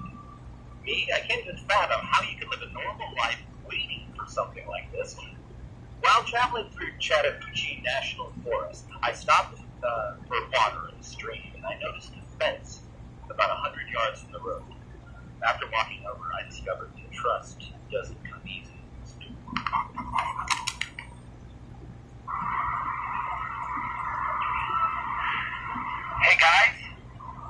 Hey guys, I don't want any trouble. You can put down the guns. I'm just a traveler. I'm sorry, I can't hear you. What? Can I come closer to the fence so that I can hear you better? I'm putting down my things, okay? You're putting down your weapons? What the hell is the matter with you, boy? I see folks coming through here and be wearing your skin like a suit. You believe us, Al? Could you tell me your name? How about you tell me yours now and have her put about 1.56 millimeter round through your head? David. My name is David. Dave. But my friends call me Double D. it's I'm trying to look really non-threatening, I promise. Well, you're doing a piss poor job of it, son. Commander Dale Edwards, leader of the 23rd Georgia Militia. 23rd Militia? Is that a military organization? And a camera? So where are you from? We're the last remnants of God-fearing patriots in these here United States. How have you managed to stay here without being overrun? Because your fence seems to be keeping you out. Fair point, but I'm also not a zombie. Let's make something real clear here. Double D. Your entire existence at this point is based on my good graces. I got 2 marksmen in those towers. A clear shot that you'd be more than happy to make a corpse out of you, one that don't stand back up. Clear. Crystal. And thank you for not shooting me. Can I ask you guys, how were you able to prepare for everything that happened? Only damn fool wouldn't have been ready for this. What other signs did you need? Everyone started ranting and raving about the medical company. It's curing folks. Karama Pharmaceuticals? That's it. Society has been breaking down for decades. Dependence on cell phones and chemicals in our food. People been ignoring it, getting lazy. Too much time on the internet. We decided to be ready when it came. We started building, stockpiling supplies, housing, fresh water, medical supplies, generators. Hell, Earl here has the whole Dukes of Hazzard series on DVD, the good ones too, Blu-ray. So, you're safe here, but aren't you worried that you'll be attacked? I think anyone getting within 25 meters of my perimeter needs to worry now. My mama didn't raise me to be rude, but I think you've worn out your welcome. Go on now. Don't let me see you just snooping around here again, because if I do, let's just say that our cameras take pictures a whole lot better. Permanent kind. Understood? Perfectly. Thank you.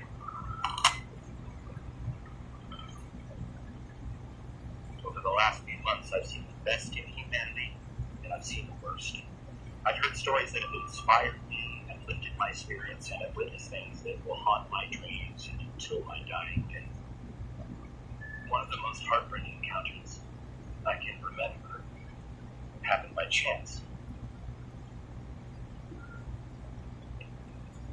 I was traveling just outside of Fort Madison, Iowa, when the skies suddenly opened, drenching me in a torrential downpour. For the second, I forgot about the world around me as I ran for shelter. There was no worry of a zombie attack or fear of other survivors, just a cold, instinctual need to get out of the soaking rain. Forcing my way into what I thought was an abandoned fast food restaurant, I was so happy to get out of the storm that I didn't notice the loaded pistol aimed at my head until its owner cocked back the hammer. It was a girl. I guessed about 16. She ordered me back outside, motioning to the doorway with the gun. It took me a few minutes of persuading and, a few candy bars from my supplies to convince her that I wasn't a threat, and to let me stay at least until the rain passed.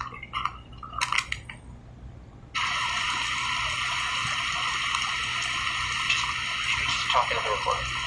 This is stupid. A deal's a deal. Better not be lying. I'm not. More candy bars for your story. That's the deal. I don't know what to say. Just say your name and where you're from. T. Is that short for something? Where are your parents? Dead. How long have you been on your own? Look, I don't want to do this, okay? Talk to me. Talk to anyone. Why? Because you're all monsters. What do you mean? I mean, zombies want to hurt you, kill you. Sometimes people want the same thing. Safer to just avoid everyone, living or dead. If I had it my way, I wouldn't have to deal with any of you. Have you had to deal with zombies? You mean like kill them? When I have to, yeah. Most of the time I just avoid them. Stay low, stay quiet. If it gets too bad, flat out run. What about people? Have you ever killed? I can't even tell the difference anymore. Really, you're all the same. I avoid you, and if you keep coming after me, I make sure you stop. It used to bother me. I mean, back when it first started, I remember the first time I had to stop someone. I cried so hard I threw up. Stop a person or a zombie? It doesn't bother me anymore. It used to, but it doesn't. Not anymore. When is the last time that you spoke with another living person? A while, I guess. Mostly it happens like this. Like you.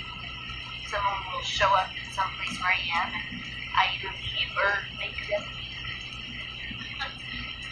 You're lucky it's raining really hard. You look like a wet dog. Well, thank you for letting me stay.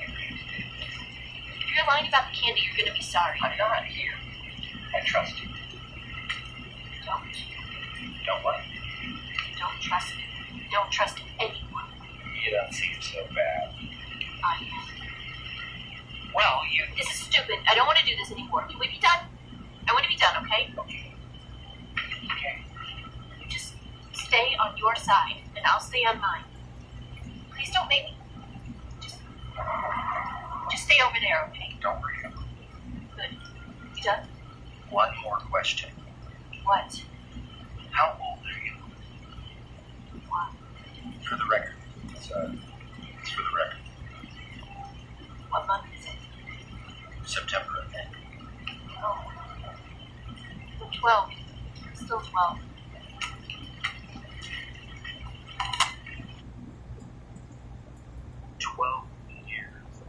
Surviving crime. 12 years old. I'd love to tell you that we traveled together and I eventually got her to trust me to the point where I learned her name, but the truth is, she was gone before I got up the next morning. I'm not even positive that she stayed through the night. Whatever distrust she had overwhelmed her, but I never saw her again. I'm positive she's still out there, though, that she's still alive. I just hope that she's finally found someone that isn't a monster. I stumbled across a settlement in Ohio run by a man named Jack Hodge. While the area itself had been hit hard by the outbreak, a surprisingly large number of people banded together and survived. Most of the town had been recovered and secured, and while it made for an excellent trading post, I found that the stories I pulled from there, well, they were more valuable than anything I could have bartered for.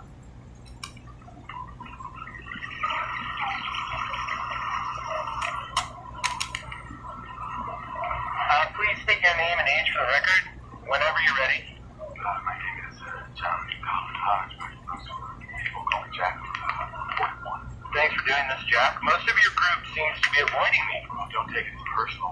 We had a bit of bad luck with some bandits a few weeks back. People are still nervous, distrustful. No badge? I heard a woman call you sheriff earlier. I figured that with that and the way that you carried yourself, you used to be a police officer. I'm whatever they need me to be. They feel better thinking I'm the sheriff, and that's what I'm happy when someone enough to. So you weren't a cop? Can I be honest with you? Please. I'm only doing this because I need someone to know the truth. I figured even if it's just some kid with a tape recorder, it should be on record somewhere. Well, you realize that I plan on broadcasting this, right? So whatever you say has the potential to be heard by anyone listening. Well, I will deal with that if it ever happens. You really think you're going to be able to get a TV or radio station working again? And even if you do, what are the odds that anything you broadcast ever makes it all the way out here? Or for that matter, that we're still even here waiting if you do. I'll take my chances. Besides, I don't hide anymore. That's not me. Well, when you put it that way. You asked if I was a cop. I'm guessing you weren't. Just the opposite. I was. Criminal was what I was before everything changed. Most people blame their parents or abuse or make up cases as to why they were really the victim when the truth is they were just bad. That was me. I was a small-time crook in a big-time drunk, and it took what I wanted when I wanted it. If someone got my way, I heard. So what changed? Or, I guess, I got caught with a stolen car a few counts over in a place called Yellow Springs.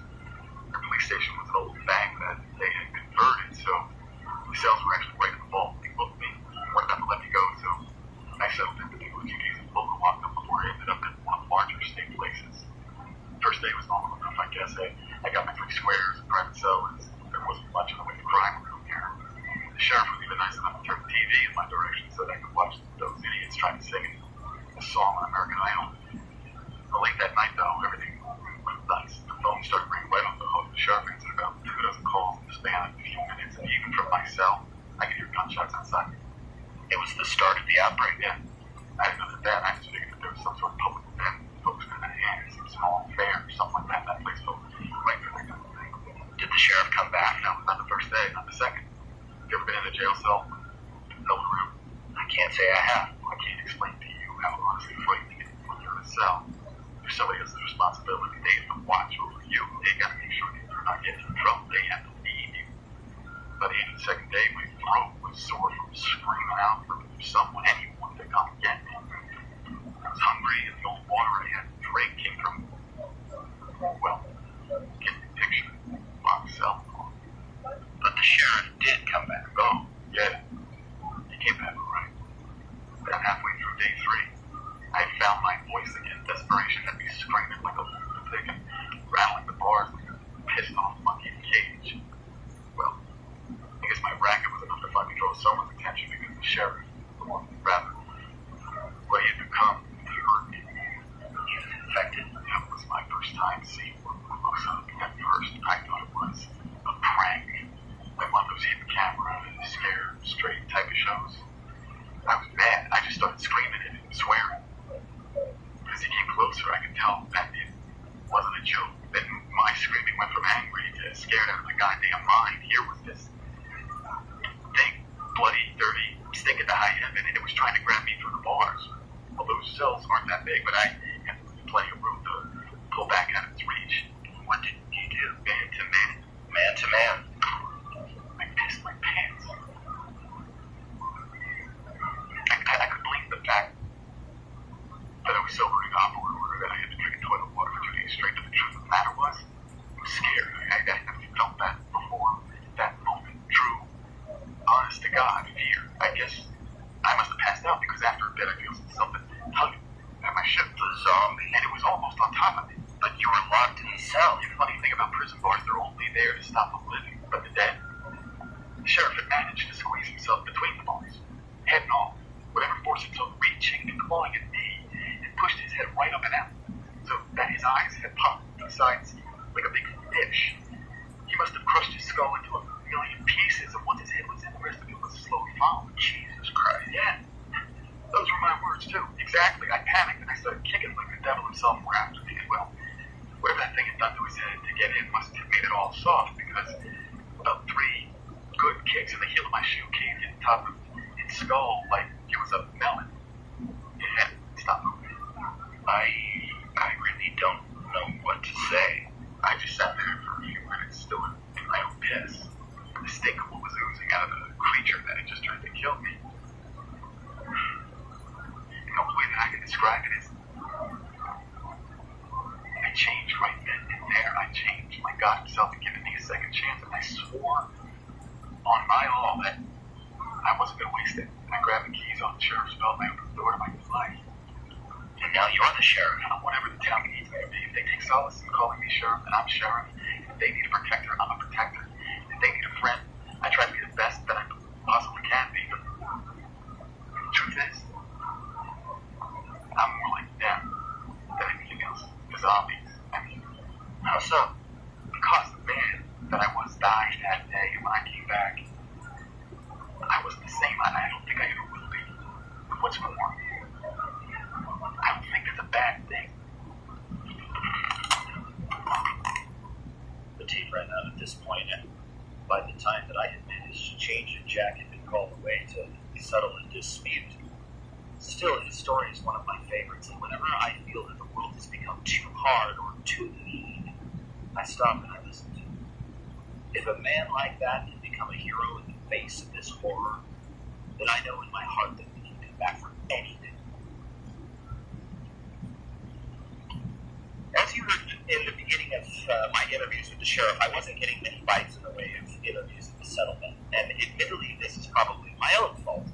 I was new to the whole asking people to share their most intimate stories with me thing, and my hesitation to approach them might have fueled their hesitation to be approached. And that to the fact that they had been robbed and forced to kill other survivors a few weeks before I showed up. And you can understand as well why they were less than welcoming of some stupid kid shoving a battered tape recorder in their face. And I was just checking my supplies and getting ready to hit the road when I got my only other interview from the settlement. And boy, am I glad that I stumbled. Okay, so this is how I've been doing this. Just state your name and your age for the record, and I'll ask you a few questions, and that's it. That's it? That's it. You look nervous. I just think we're going to hate me after this. Hate you? Why would they hate you? You want me to just answer? Or do you still want my name and all that? Oh yeah, sorry. Okay, please state your name and age for the record. Erin McGuire, I'm 19 years old. What brought you here today, Erin? Some people were saying that you were a reporter and that you were collecting stories from the news or something like that. Something like that. Do you have a story for me? Erin? This is my fault. Hey. Are you okay? We can stop. We can just try to stop. No, keep it going. People have to know what I did. Okay. What did you do? All of it, this is my fault. The town, the bandit? No, all of it. The zombies, I did this. I don't think this was you, Erin. How could one person... I was always a sick kid. I was allergic to everything. Pollen, cats, dust. I get these weird rashes if I sweat too much. I was allergic to my own sweat. My father wasn't around much, and when he was, he'd try to toughen me up. But I couldn't. I wasn't some nerdy kid who didn't want to play outside. I wanted to more than anything. But I'd get up there in the fresh air, and I'd spend the next 2 weeks in bed covered in snot. My mother tried everything. She took me to doctors and specialists, and when they couldn't help, she tried all that weird shit too. Faith healing and herbs. People who call themselves Willow Apple Tree or something, waiting to smoke around my bed. But nothing worked. I bet the smoke didn't help, huh? I threw up on her feet. Right before my 18th birthday, Mom came home early from work, excited, like really excited. At first, I thought that we had won the lottery or something. Did you? I wish. No, she was waving this paper around and shoving it in my face, saying that everything was going to be better, that I was going to be better. Some drug company was starting trials in our area, and they were looking for people just like me, sick with allergies and colds and stuff. They had a new medicine that they were testing that's supposed to be the cure for everything.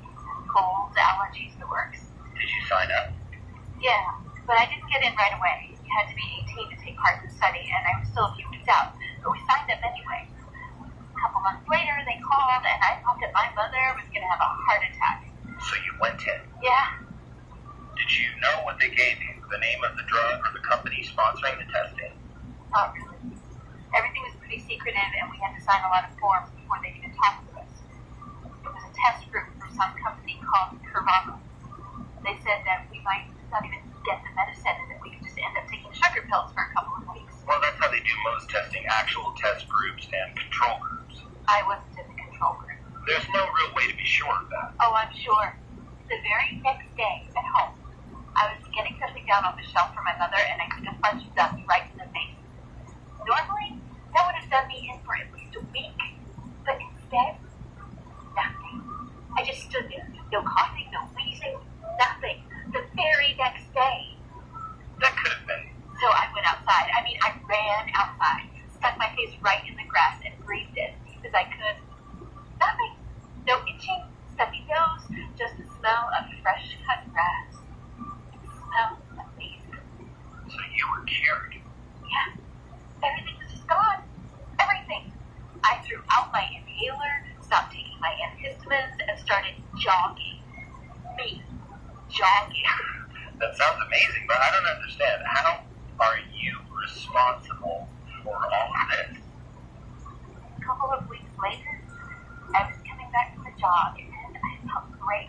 I was sweating and puffing, but in a good, healthy way. I grabbed a bottle of water and stood there in the kitchen catching my breath when I noticed something on the TV. Something to do with medical testing. signed up with. They were being investigated and all trials were being stopped. Whatever they were giving me that was making me healthy was making other people sick. Sick? How? I don't know. I started looking online, not because I was worried that I'd get sick, but because I didn't want them to take my pills. I was finally healthy. Nothing I found was helpful. It was all redacted or posted in the comments of some conspiracy theory websites, but it all said the same thing. What did it say? That corona was making people sick by making them healthy. That we were spreading something horrible. And then just a few days later, all of this started. And do you think that you're the cause? Not just me, but yeah. If what they were saying on the internet was even a little bit true, then all of this is my fault. Erin, no one knows what really happened. You don't know that some drug trial was the start of all this. You don't even really know that you got the drug. Have you ever heard of the placebo effect? Yeah. Then why do you think that you started this? Because I haven't been sick since. No one has.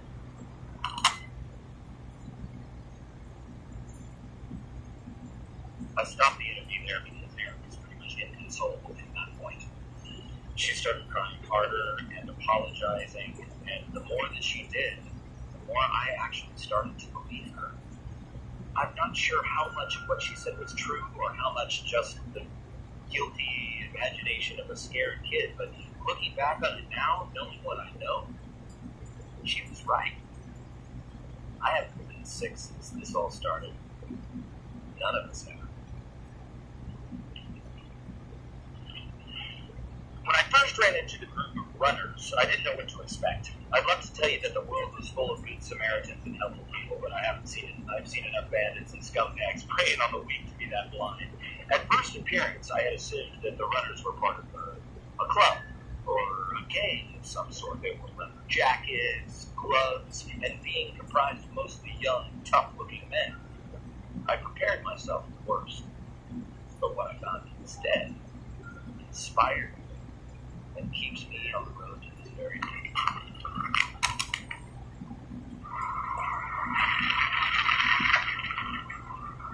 God damn it.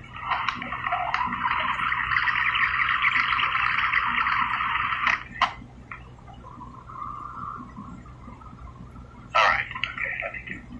So, that's it, I think. Could you please state your name and age for the record? My name? The guys call me Raton. But the ladies call me Romeo. Raton in Spanish, right? Rat. Man, I ain't no rat. It's Raton, man. You know, like a mouse now. Because I'm small, man. The queen. I'm in and out before you never know I was there. You know what I'm saying? Now, you rat, man, they're all big and clumsy and stupid. Like fast, like a mouse. Cute like a mouse. Hey, use that, man. If anyone asks about my phone, you tell them that I look like the actor guy. What's his name? The one that married the chica. Brad Pitt. Yeah, man, him. Anyone asks.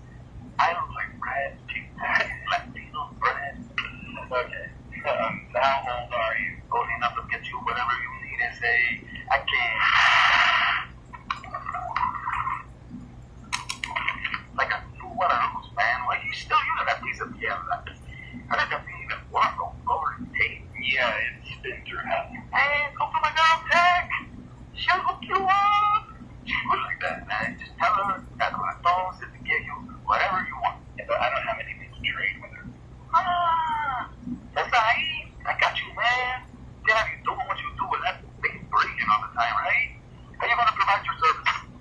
My service? That's what you do, right? You talk to people, get their stories and stuff. I guess, but I'm not sure that I would call it service. Man, you don't even know. Look at you, walking around up there alone. And for what? They tell people how it is. Or get stories, or, get them talking, get their mind off all of this. That's a service, man. You're one of us. Hey, you're a runner with, like, the words. A runner? Is that what you are? Oh, yeah, man. All of us. We're runners, man. That's what we do. You only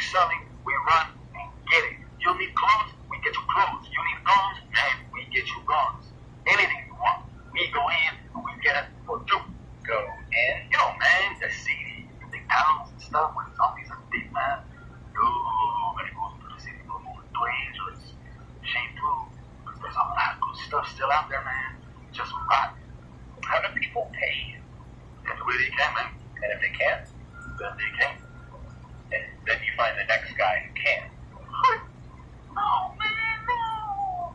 It ain't like that. We ain't monsters. You can't pay us, but you still get what you need, man. Everybody does. For free. For free, man. That's what we do. We provide a service. Look, there ain't a lot of people left, you know. I mean, living people is rough out there, man. If we can help make it a little easier for you, well, yeah, people pays when they can, but it ain't about the pay. It's about, you know, being human. So it's not about money. Money? Man, what good is money? Money don't fill your belly. Money don't keep our trucks running so we can go in and get what people need. No, man. It ain't about the money. If people pay us, it's food or fuel or, you know. Sometimes the ladies are especially thankful. I guess. The rock stars in the new world, man. People see us coming and they flip, man. They lose their goddamn minds because they know when we show up, things are going to get a little bit better, a little smoother. So the cities, are they as bad as everyone says? Oh, worse, man, worse. Imagine as many zombies as you can. Imagine as many that can fit into your brain, man. Imagine that. If it times it by like 1 billion, that's the city. How do you do it? Quickly, that's how. We are in and we are out, man. We do not hang around. Bam, we're in. Bam, we throw a couple of babies down the street. Bam, we get what we went in for and we leave those things sticking around, man. We don't die. Whoa, babies? Man, you should see your face, Pepe. Oh, Blanco. Man, you are white. Like white.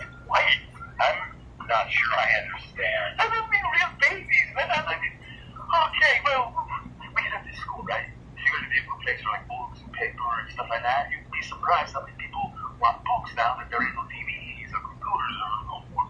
So we hit up this school and we find like babies, tons of them. You know, the kind that you used to get in like health class to teach you not to have sex or something. Jesus, okay, yeah. Oh, yeah. Anyways, Trip over there. We call him Trip because he trips over one of these babies and just starts crying loud. We don't need that, man. Not when we're like trying to be all discreet, whatnot, get in and get out. So Trip panics, throws it out the window, and 10 seconds later, 20 seconds tops, there's like 100 zombies down there on this thing, and they're just going loco, tearing at it, at each other, cleaned out the whole school because the dog. Oh, man, because of the way it cried. I don't know what it is. I ain't no science guy or anything, but there's just something about a baby crying that really works them up, gets them going. It took us a while to figure it out, but once we did, Ted beat them up a bit, made them even louder, and now, when we find a place we want it, we just throw a baby a couple of streets away, wait a minute, and everything is just empty, man. Amazing. Want to hear something messed up? Yeah, okay, like a bunch of goings in this little town, like you said, helping out like we do. There were more people and everything. But they, what they did, they had babies there, man, like real ones. You don't see that a lot anymore. Anyways, these babies, they were quiet. Like, too quiet. Do you know what they did? They cut their throats, man. They killed them. No. They didn't do it to kill them, but they keep them quiet. See? These people, they figured out what we figured out in that school, that zombies go nuts over babies crying. So, they cut the vocal cords so that they couldn't cry. How messed up is that, man? I mean, how are you gonna do that to a baby? Oh, I've never heard of that. Oh, that's not even the most. Oh, I got it. hey, man, get out of here with that thing. Go see Peggy. She will hook you up. You tell her I said to hook you up. Thank you for this, Raton. No, man, thank you. You keep doing your service. We'll do ours. That's the only way the world's gonna get right again, right? Right. Son of a... What I'm about to play for you next wasn't intentionally recorded. I was working with a broken handheld at the time, and I had no clue that it had picked up the conversation. Normally, I would never broadcast an interview without the full permission of the subject, but in this case, I learned from Rotunda Tech, the voice that you'll hear in the next piece, was killed a short time after this recording was made. The runners were out scavenging when a small group of bandits attacked the camp. They took everything they could carry and they left no one alive.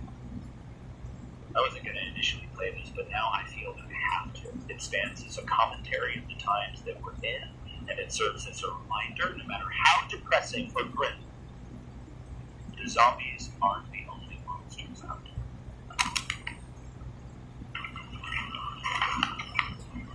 Hey! Hey. You Tech? Yeah, who are you? Dave. Runtone said to come and see you. You the reporter? Is that what they're calling you? Yeah, they're big on nicknames here. I picked up on that. What did you need? I don't suppose that you have any digital recorders or batteries laying around. Wow. You beat someone to death with this thing? She's certainly well. Be nice. I don't have anything that still uses tape, but I got a few recorders. Take what you want. As for batteries, I have some, but you should take this with you. Camping charger. You have to wind it forever, but it should keep you from running out of juice. Take these rechargeables. They'll last longer than the normal ones. Thank you. You guys really do have it everywhere. Who need it, they get it. That's what they say. So you're not a runner? Me? Hell no, I'm just a tech. Personally, I think they're stupid as hell for going into the cities with this stuff. And, hey, who am I to judge, you know? Everyone needs a purpose, I guess. And if that's what keeps them going, all the power to them. And your purpose is tech? Yeah, that's how I got the name. They dump out the hall and start sorting it. If they found any electronics, you know, phones, iPods, that sort of deal, they yell out tech. And I'd come and grab it. Pretty soon everyone stopped calling me Rhonda and called me tech. Rotunda said that you fix up the babies. Yeah, you want to see one? Sure. That's a baby. It looks more like a disco ball. Zombies don't care what it looks like. It's the crying that brings them. At first they just throw out the dolls, but they get beaten up anyway. Now, a speaker, remote control, and a nice round metal cage. Zombie runs up on it, kicks it, and chases it down the street. We haven't used the actual dolls in forever. You believe this? Yeah. Back in the day, I worked for an electronics store. I was the kid who was always taking things apart to see how they worked. I had a PS4 before Sony finished the PS3. Now I make those things. Fix walkie-talkies, rig up lights, anything to keep us out of the stone age. That's pretty useful. No. But for how much longer? Eventually all this stuff is going to stop working. When that happens, I'll have to go out there with them.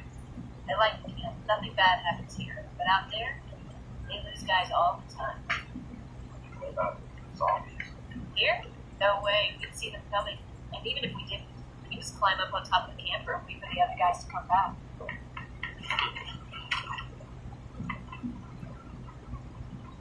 Well, thank you for all this stuff, Tech. I gotta say that you're a lifesaver, whether you know it or not. Yeah, no problem. Good luck on your reporting. I hope you figure this whole mess out. Do you want my old recorder? That's all my stuff with Rexall. No, keep it. I've got dozens. Oh, well, thanks again. Stay safe. Nashville, I came across a decked-out luxury camper. Oh, man. There was a guy driving it who was really trying to make the best out of a bad situation. He had been driving from town to town, visiting every bank and jewelry store that he came across, and had amassed a hoard of riches large enough to put every pirate in history to shame. To this day, I have never seen that much cash or jewelry in one place. Thanks again for the ride and well agreeing to do this. So you think this is going to make you famous? Well, I'm not really looking for fame. I'm just trying to make a record of what happened for future generations. I'm gonna be rich and famous. Just watch. I mean, I've already got the rich part down, right? There's no denying that. If you could please just state your name and age for the record. Oh, you bet. Hello, ladies Slick Rick Jarvis here. You probably all know me by now, but this is how it all started. And how old are you, Rick? True blue at 32. If you could describe in your own words the vehicle that we're in. This is just temporary. I couldn't fit everything in the Camaro anymore, so I had to expand. I call it the bone bus. What do you think? Well, it's certainly Right. I mean, look at all of this stuff. Jules watches. Nicholas says I've got it all. Do you know how much money I have back there? How much? Enough to draw every pair of panties from here to California. That's how much. Over $10 million. Seriously. And that's just the cash. I've got so much money that I had to stop taking anything smaller than a 50 because I ran out of room. You believe that? You know what else I got back there? A bed frame full of $100 bills. That's like $2 million in $100 bills. And I sleep on it. That's my bed, ladies. Wow. Is it comfortable? You bet your ass it is. $2 million comfortable, though I don't really sleep on the whole lot. I usually use the cot next to it.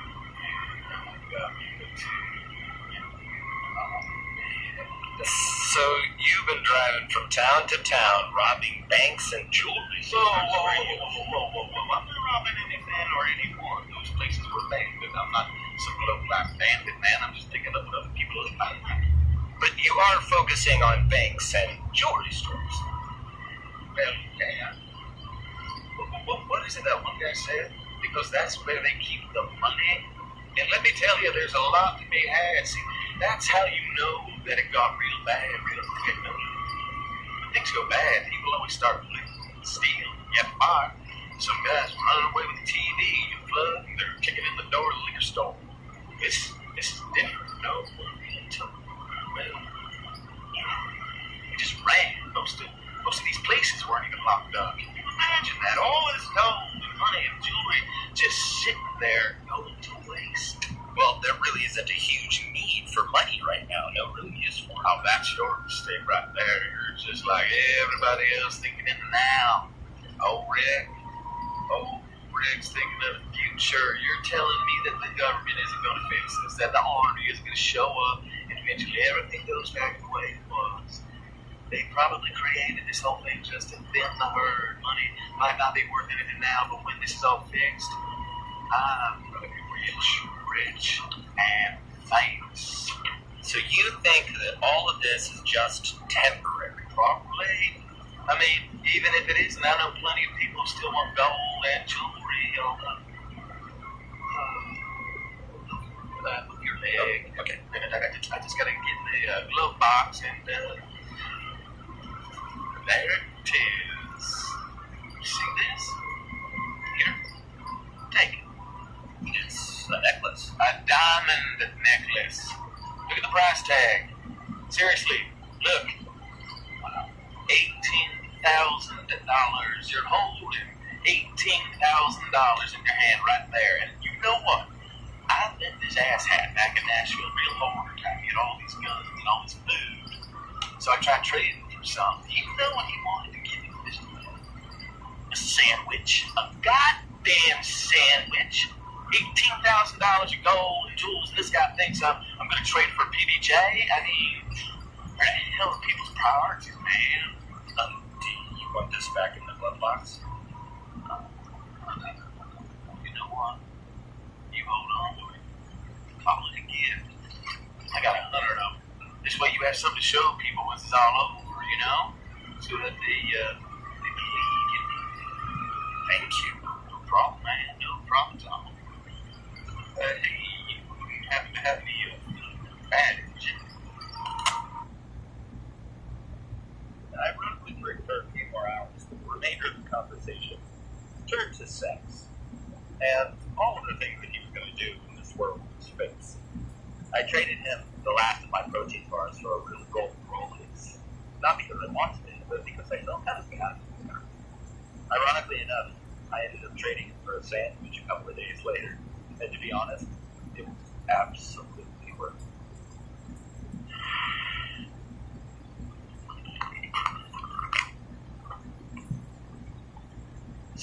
still listening, congratulations. You now know as much about all of this as I do. And like I said at the beginning, I've tried my best to share the facts as I've found them and to leave out any bias or blame, because none of that matters anymore. In fact, the only thing that matters is that we survived, and that we continue to do so. These weren't paid actors or well-crafted characters designed to influence any social, political viewpoints that no longer exist. They're real people who somehow beat the odds. They're me and they're you. They're what's left of this world when the dust settles, and all of the experts who were supposed to have made it didn't. Because in the end, survival comes down to only two things: natural instinct and blind, stupid, often unbelievable luck. There's no other factor, so if you lost someone, mourn them. Hold on to their memory with all of your heart and remember them with every single breath, every single day. But let go of any guilt. Let it go right now. It will only weigh you down, and eventually it will bring you the same tragic fate. Accept that there was nothing that you could have done, and that there wasn't a goddamn thing that you can do to save anyone out there, except yourself.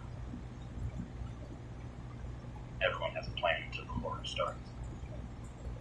Do you know how many zombies I've seen wearing fully stocked backpacks? How many had weapons at their feet or still holstered around their waist? I've even come across one poor bastard who threw a suit of medieval armor.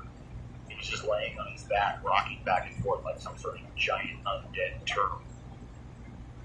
You're only here because you made a saving throw that most of the world failed to make. And if you allow yourself to obsess over the ghosts of your own guilt, it will pull you screaming into the grave. Now, that being said, this message will be set to repeat every 6 hours. So if this is your first time hearing it, or more likely our first time attempting to share it, we encourage you to check back in just once in a while. We're hoping to occasionally update this broadcast with any new information that we can find, or maybe even with a few more tales of survival and hope. If this isn't your first time, thank you for listening to us again, and we understand that sometimes just hearing another human's voice, when things are this bad, it can happen. If you check back and there is only silence, if we are gone, either from this location or this world, you need to remember you are not alone. You found me, if only briefly, and you will find others, no matter how dark, bleak, or lonely it gets out there. You have to remember and take solace in that one simple fact. You are not alone. So with that in mind, goodbye and good luck. I know that you'll make it. This is Double D signing off for now.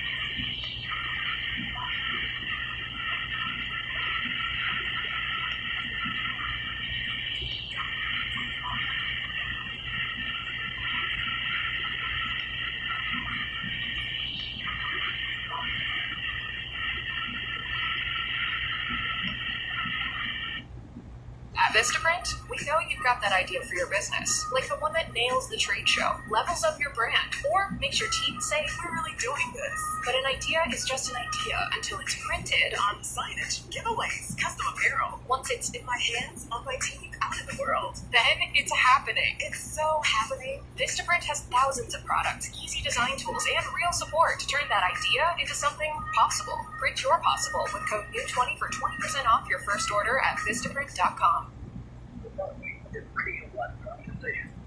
The time is 9 p.m. Now the late news from the WUHN newsroom. The advisory council for Radio Bradley, the Bradley University FM station, has been recommending that President Martin A. Big reactivate the station, move it to a new location, and find operating funds for the second semester. For more endorsements for the upcoming 1972 state elections, the Lake County Central Democratic Committee has endorsed Governor Paul Simon, Lieutenant Governor, for the Democratic gubernatorial nomination, and the committee also picked State Representative Daniel Pierce of Highland Park for the Lieutenant Governor's berth on that ticket. Brocade is finally law, as you know, but it has yet to meet the final test of legality. Governor Ogilvy signed the Brocade bill into law on Thursday. There will be a court test. Mr. Ogilvy, in signing the bill, said it would provide relief to taxpayers who he said are forced to bear the full burden of educating youngsters forced into public schools by the closing of private and parochial schools. Actually, the ink was hardly dry on the bill before Lawrence Klinger of Chicago filed suit to get State Auditor Michael Howlett to start issuing Brocade checks. Mr. Howlett is a supporter of Brocade, but is holding up the funds in order to force a court test of the constitutionality of the new Brocade program. Governor Ogilvy also says he plans to trim $76 million from the state's welfare budget, which will go into effect next Monday because no one has come up with a better alternative. Thomas M. Murphy, the founder and president of the Independent Postal System, which was put into effect this past week in the Peoria area, has announced that the firm will issue its first postage stamp on the 15th of November. That's to be used on second, third, and fourth class mail. These stamps range in price from 1 cent to 50 cents. 5-cent holiday stamps will be issued for use on Christmas cards, but those cards probably will not be delivered by the Independent Postal System this year because they just don't have the equipment at present time here in the Peoria area. However, the company does plan to provide that service of delivering Christmas cards next to Christmas. That story just handed me. A wide portion of the northern part of the city has been struck by a complete power blackout. Power company officials say they have been unable to trace the source of the failure, but crews are working to rectify the difficulty. In what seems to be a related development, some 20 persons have been admitted to doctor's hospital suffering from what doctors say is apparently a respiratory disorder of undetermined origin. All those admitted are Northside residents. We'll keep you informed, of course, from the WUHN newsroom on this power blackout in the northern portion of the city. Whatever news we have, we'll pass along to you very quickly. We now return to Kaleidoscope.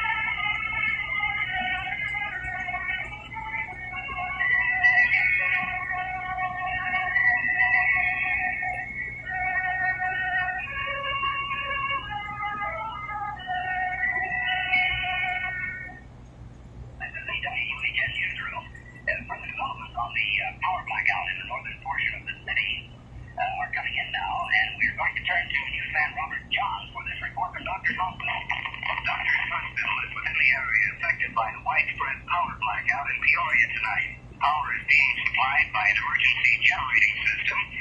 Hospital officials here declined to comment at this time on the nature of the disorder affecting at least 20 persons admitted for treatment within the past hour. Speaking off the record, one doctor told me that all of those admitted were unconscious and had encountered difficulty in breathing.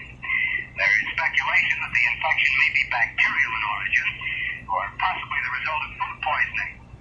The driver for the Pace Ambulance Company told me that he had responded to emergency calls from several households and one restaurant within the power blackout area.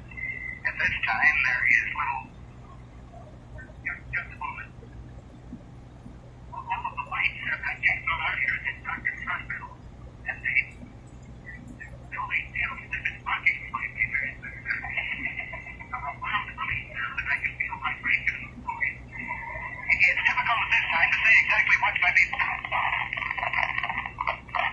Robert John, with the latest report we have on the blackout north of the city and in the northern portion of the city too. A spokesman for the Peoria Electric Company says nearly all of the city is now without any electric service whatsoever. Mr. Kramer says transformers at a power substation near the waterworks shorted out in a violent, fiery explosion about 40 minutes ago. City police report power lines fell off two automobiles in the 100 block of War Memorial Drive, and these two persons were reportedly electrocuted. Motorists urged to avoid War Memorial Drive in the area there at the Sunmacluggage Bridge. That's the latest we have on the situation. We'll keep you informed, of course. Stay tuned to this station. We return to music now on Kaleidoscope.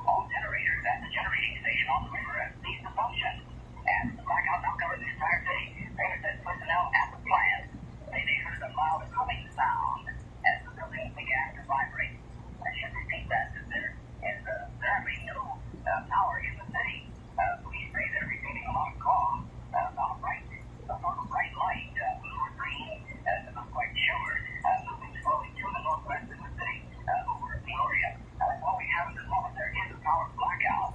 We caution everyone to remain calm and, use the most caution you possibly can.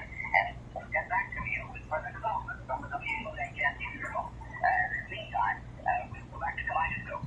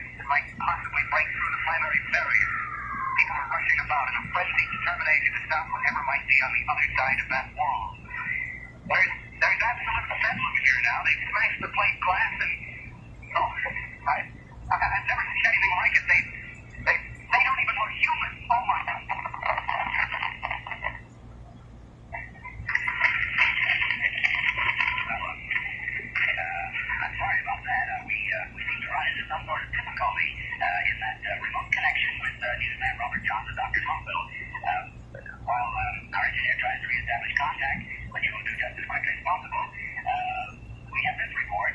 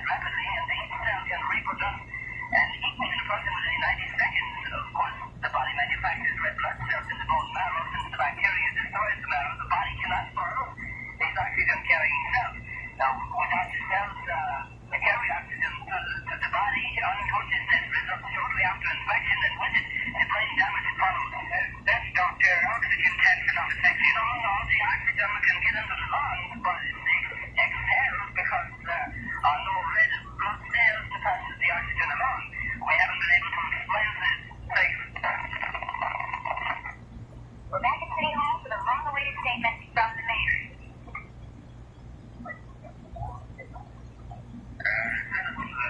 The area where gentlemen the president has been in contact with city officials and the governor's office. I won't try to cover things up or give false hopes. We're confronted with a situation totally beyond our immediate control. However, officials at Doctors Hospital have assured me that everything possible is being done to find a cure for the disease sweeping our city. I must emphasize that panic will only make things worse. They're promulgating martial law throughout the city, and I'm ordering everyone to remain behind locked doors in their homes. The police commissioner has given his men the orders to shoot to kill. This is, of course, necessary to ensure control. If you're not at home, you must either go home or look at your nearest civil defense shelter. We're doing everything possible to combat this dilemma. Please stay at home, etc., etc. What response have you had from the governor's office, sir?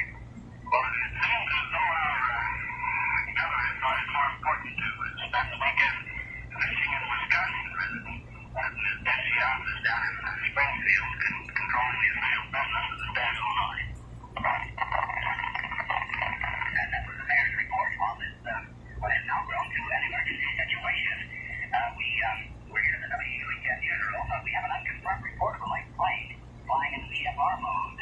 That is to say, the pilot was flying into the Peoria airport pattern by eyesight only. Because radio communicated that the tower are completely without power. And it seems as though the pilot tried to reach the tower as the report showed you fuel.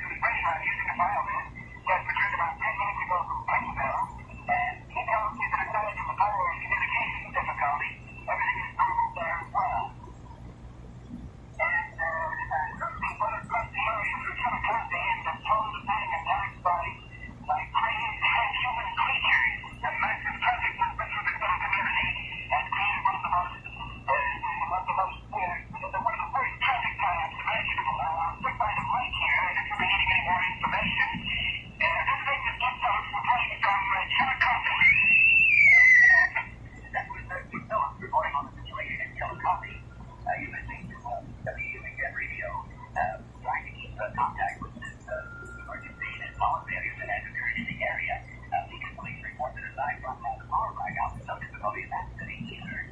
Apparently it's localized here. We just been in contact with Bob Fox, the police department. He reports finding another body at Doctor's Hospital. Let's center it now before Fox is right here on Fox. Fox reporting from police headquarters where officers just finished filing a report on the discovery of a mutilated body in one of the rooms of Doctor's Hospital. The man reportedly clad only in a crucifix was found between floors. The upper portion of his body was left on the third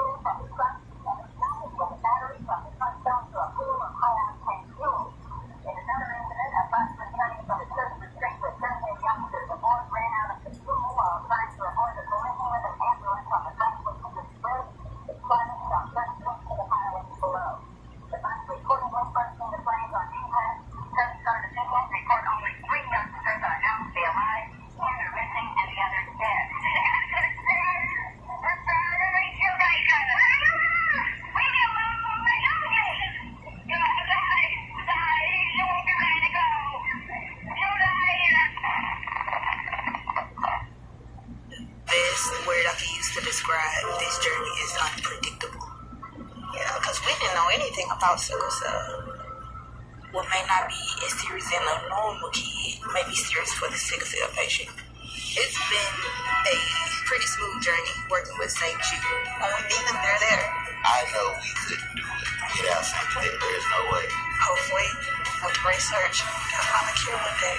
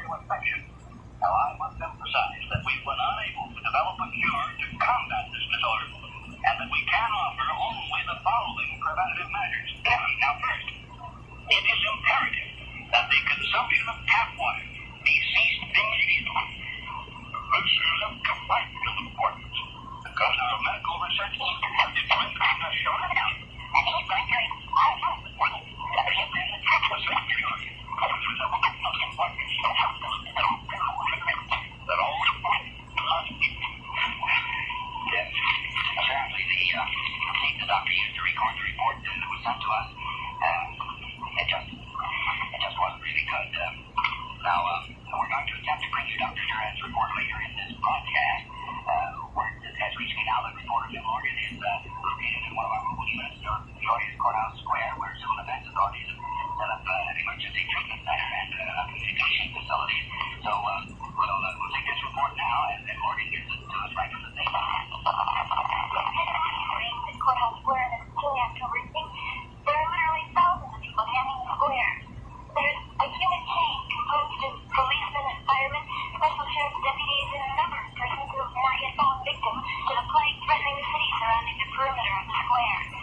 Children are crying and running to the streets in search of parents who have either deserted them or who've been trampled to death by crazed victims of the plague who are roaming the streets in packs, like wolves ready for the kill. It seems like a bad dream, a nightmare from which I know there's no awakening.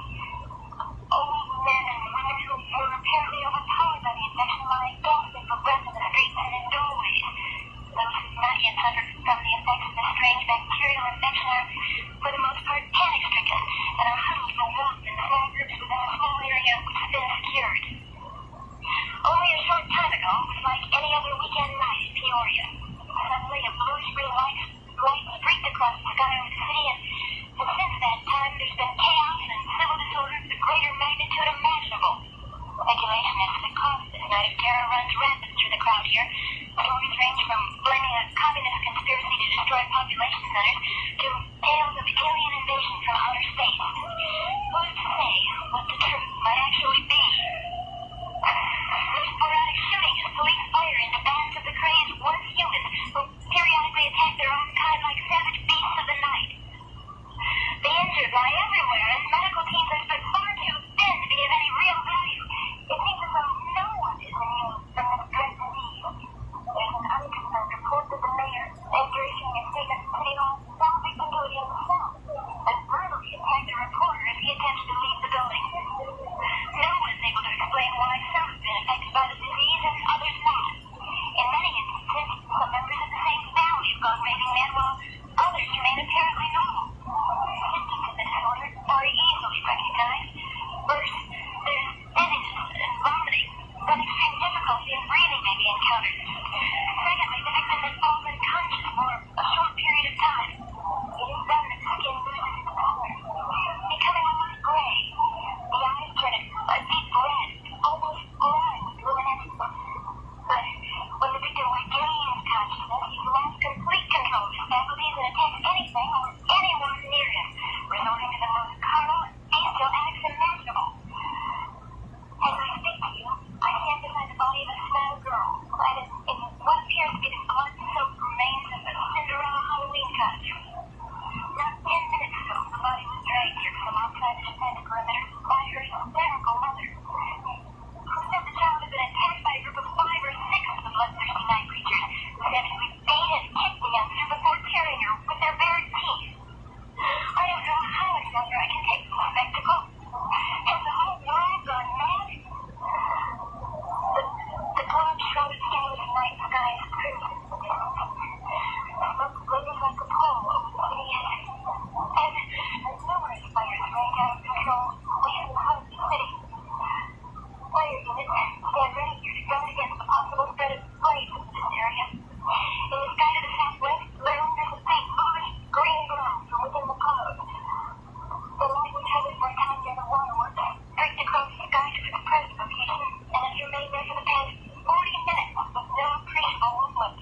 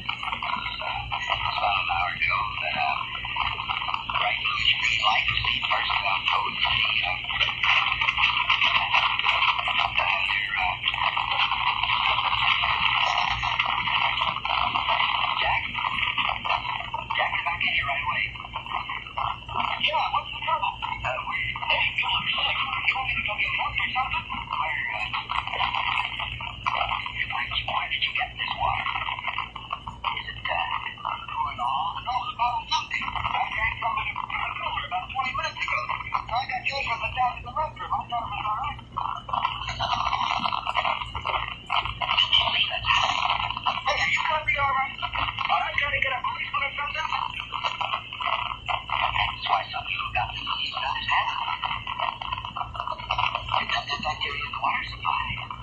I think the skin is growing crazy.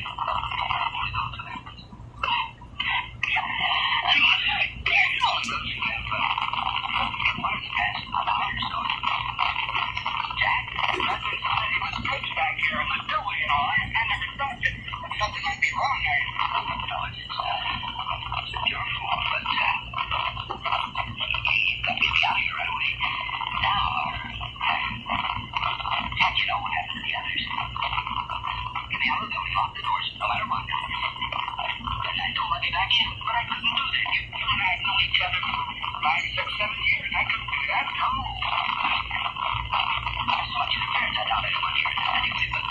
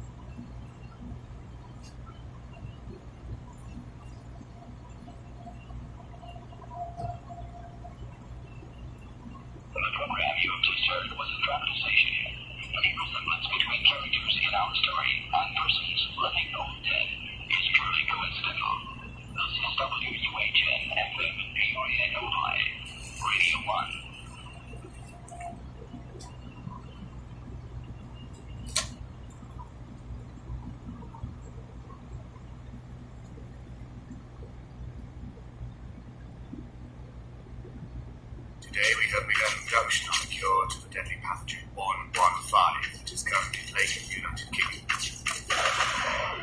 Before I go into detail about the cure, I wish to thank the brave students who managed to deliver the cure to us against all odds. I will now play to you the audio diaries that were kept with these students on their journey.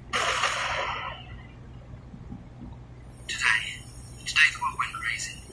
People started attacking each other and killing each other in the streets like wild animals. I don't know what's going on or why, but it's making happiness to us then. Maybe this diary will help. It all started earlier tonight.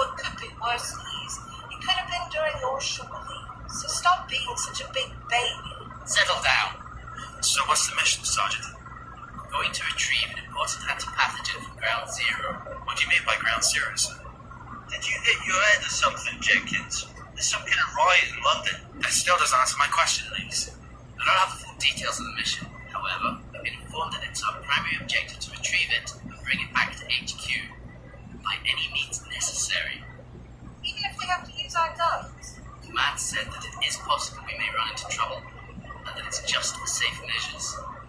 You know what's funny? The higher you get up in romance these armed forces, the less that the grunts have to know. Typical MOD. Please, quit it. We're coming over London now. Sergeant, you'd better take a look at this. God, look at the city. Riots. The city's up in flames. It's a war zone down there. Pilot, take us down to the landing zone. I've got a bad feeling about this. You have no idea.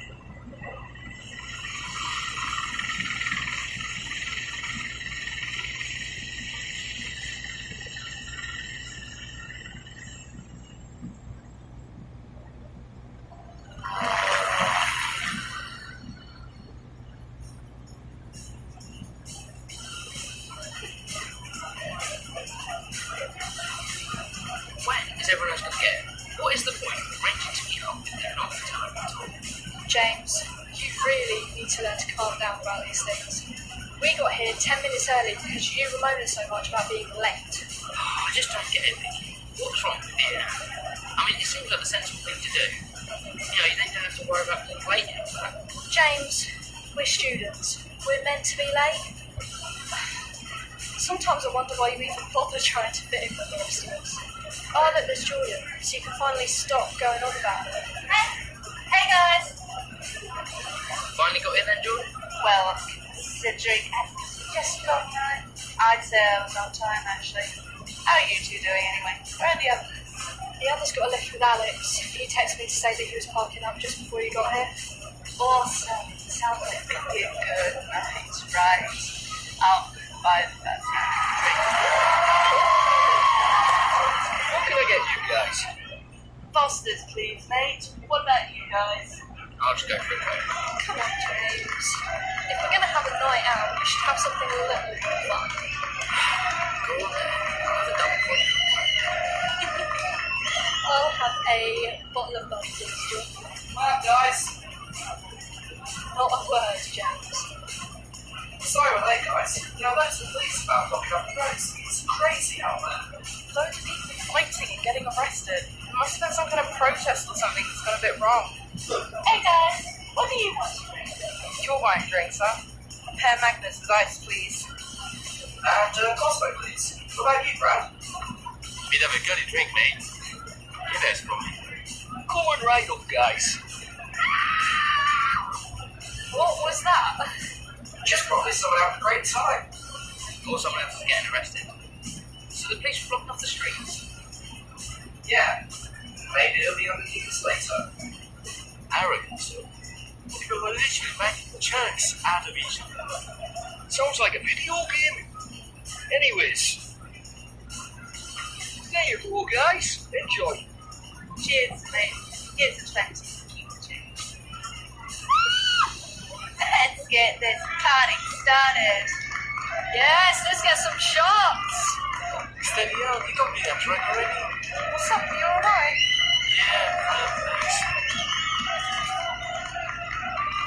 We've got a live band for you guys tonight. Give it up for Splex and the Effects. Hey guys, we're Splex and the Effects. This is our latest single, Black Fairy.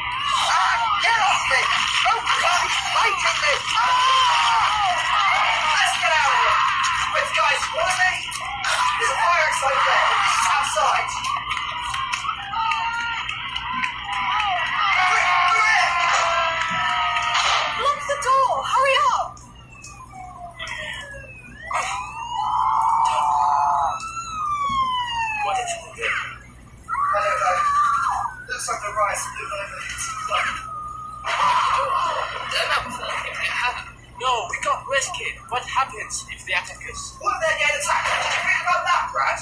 What if they need our help? Is anyone there? James! Get back at the door! We need to leave, now! Alex, I won't leave until... What the hell is that? Come on, we need to go! Alex, come on, up there, go.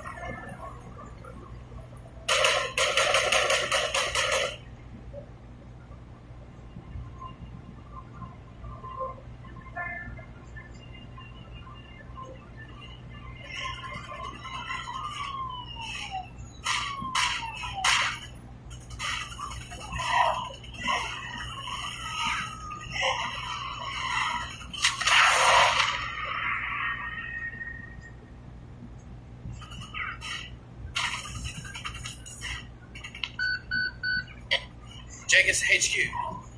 HQ receiving. Go ahead, Jenkins. I've lost my section. There was a crash. Cook and Lee's got caught in an explosion. Nearly got attacked and eaten by the infected. The last survivor of the spots. Noted. Continue with the mission. It's a suicide mission now. It's impossible. Sure, it'd be better to. Damn it, Jenkins, you have your orders. HQ out. Damn it! Come on, guys, this way. Don't shoot! What's going on, Ash? Whoa. Stop. Don't make me shoot. Ash, what's going on? Just calm down. We don't want any trouble. What's going on? All of you stop where you are. You. What, me? Yes, you. You talk. The rest of you, shut up. What? That's not fair. That was your last warning. Now, what are you doing here? We were on a night out. Someone started attacking people at the club. We panicked and ran for our lives. We don't know what's going on. Can you tell us anything? You look military. Okay, we need to find somewhere defendable to hold. We can talk more now. There should be a block of flats not too far from me. Follow me and don't do anything stupid. Hey, who the hell put you in charge? Who are you to tell us where we need to go? I just want to go home. Shut up. You can't go home. I'm in charge. Do you want to challenge that? Okay, look, come with you. We are safer being with you than we are running around on our own. Just follow him and just shut up for once, right? Good. Let's get moving before more of those things show up. No! Ashley! Help! Get off her! They've got Ashley in Norwich.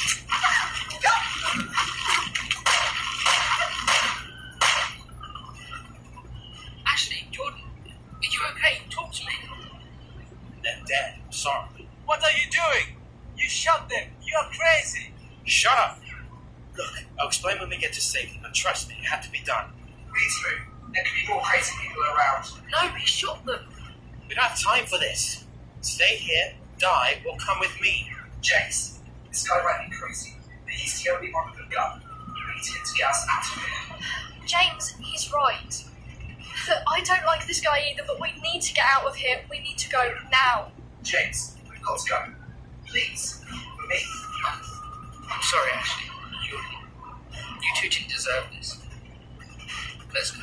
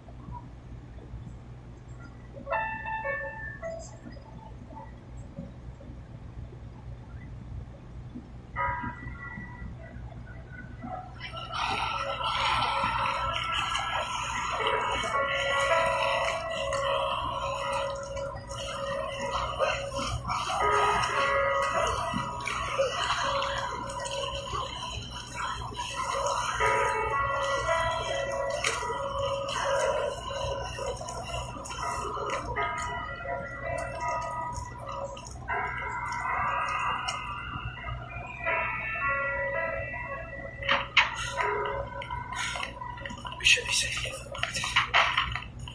Look, I'm sorry I had to shoot your friends, but I had to do it. You just killed my friends. They were already dead. If not from the attack, then from the virus. Just listen, can you do that? really need you to hear this.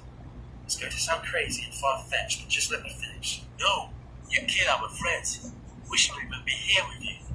You probably just killed us too. What the hell are we doing? Brad, just shut up. We've got nowhere else to go and no way of getting home. But now we are safe, and as we can't go anywhere, we may as well hear about it. Good. It must be some kind of bioweapon, a virus that's gone out within the population. Maybe it was made by the military or some kind of terrorist attack. I don't know. What I do know is that it's got out and it's infecting people. Just don't know why, I don't know how. What, it drives you insane? Hang on, is that why they're buying me? It's worse than that. The dead, they're rising. They just get up and start walking again. And attack the living. That's not possible. Look, it's true. I've seen it. If you're bitten, you get the virus too. The infection must pass through saliva or blood-to-blood contact. Once you're infected, you die, you rise up, and then you start attacking others. At the moment, we don't know how it got out or why. That's why I had to shoot my friends. Are you actually kidding me? You're describing zombies right now. Sorry, but they're not real. I told you, he's crazy. Yes, I'm describing zombies. Someone has created a virus that's made the undead real. I've got a question. Why have so many people gone insane at once? I believe that it infected enough people upon its initial release that it spread rapidly through saliva contact. That does include coughing or sneezing. So does the squid need to just make contact with our skin? I'm pretty sure people must have got someone who's like that. Been attacked twice. No, it has to make contact with broken skin. Right, okay, so what now? Look, I have no idea why I've been sent in. And the fact is, this is ground zero. Okay? I guess now I've been sent here to figure out how the virus got out and to try and find where it came from. Right, okay.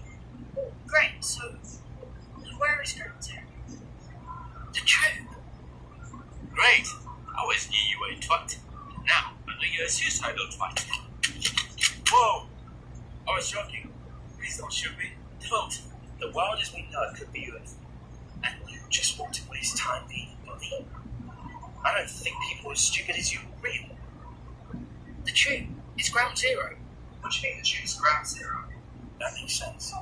Considering the number of people that needed to be infected for it to spread so quickly, as well as so many people who commute and visit London, it just makes sense. Can you please put the gun down, man? I'm sorry. I'll shut up, okay? Better now? Good. What are your names anyway? I'm Alex. The bully over there is Brad. James there's our little genius. Over there, that's Nick. And that's Corporal Jenkins. Look, I know this is asking a lot from you, but I need your help. I lost my session getting here, and I can't do this alone. Can't you get us back? No, not here. Not now. It's just me and you guys. No way. I'm not risking my life. I've nearly died twice tonight. I'm out. Right, I'm in. You're just as crazy as he is. Excuse me? No, I am not. We are safe here, you idiot. Why the hell should we go back out there? Why should I risk my life again? Give me one dead good reason why. Ashley and Jordan are dead. Okay, who knows how many others have died tonight, Brad? I am not walking away from this. I've played enough of the video games and I've seen all of the films to know walking away from this is not going to help. Are you insane? It's going to get us all killed. What good will that do? I'm staying too, Brad. I can't walk away from this. Listen, we are students. We get drunk, sleep in, barely make deadlines. What good are we going to be? That's exactly the point, Brad. We achieve barely anything, and if we walk away and die, what would we have done? Nothing. I'd rather fight to save as many people as I can than die knowing I tried when it counted. Look, I agree with Alex, okay? What do you think, James? I can't believe this. You're stupid. We all know what James is going to do anyway. He's not going to be balanced. Is he? Okay, Brad. Seriously, shut up. James? I'll stick around too. I'm not staying here with Brad. So I can count on all of you. Apart from Brad. He's got places to be for the sounds of it. What's the point? I won't survive on my own. I might as well stick around, at least if anything happens. I'm a little less likely to die first. Brad, you are such a selfish... Ah! Ashley and Jordan have already died, so don't you dare say anything like that again. I want to survive. And if it comes down to it, I'll push any of you away if it means I'll live. Get away yourselves. You'll all do the same. At least we'll die doing the right thing. I never thought I'd ever be in this position. But I'll do everything I can to make sure that you'll survive this. We need to secure this place for the night, so we can get some sleep. Find whatever you can to block the doors and windows. Leave the window that is overlooking the alleyway clear. We may need it for a quick exit. Once we're done, I'll take the first watch. I'll wait someone outside for the next watch. Yeah, let's have a guess who that would be. You know what, Brad? I'll wake you up first, and then you can wake up Alex 3 hours after your shift, okay? Oh, come on, seriously? I'll take the watch after you, Jenkins. Right, let's finish up and get this place defended. Let's move it, people. Let's move like we're on purpose.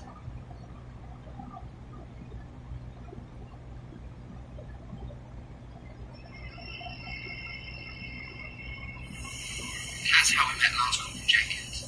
He ran a tight ship, but he kept us all alive. We know it will take a while to search around Zero, but we don't know what we're going to find.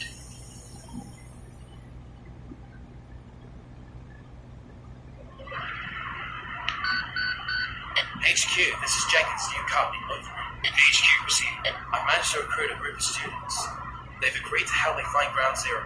I'm not sure how useful they'll be. You never know, I actually have my come in handy. Do they know the true nature of the mission?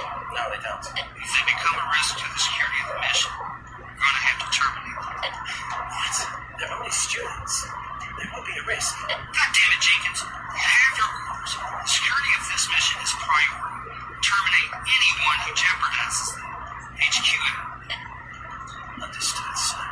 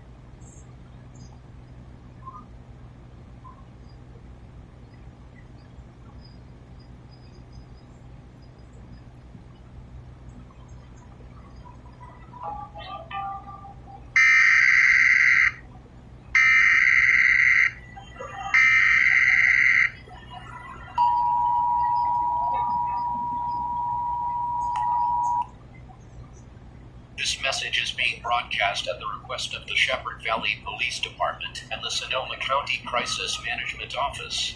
This is not a test.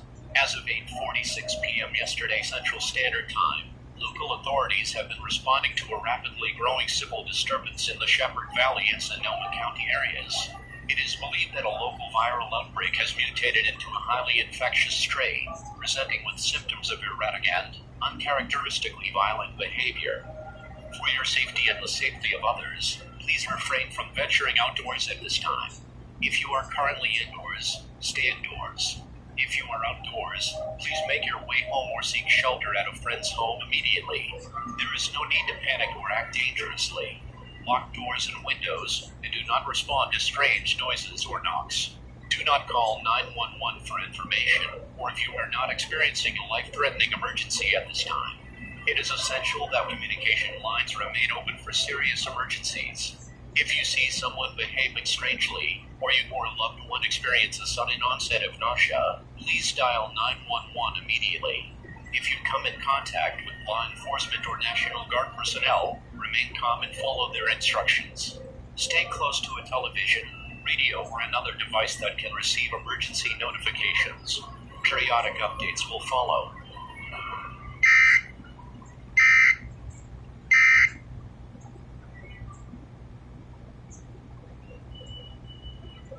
We are receiving unconfirmed reports of random acts of bizarre behavior and mass confusion from all over the city. Details are scarce at this time.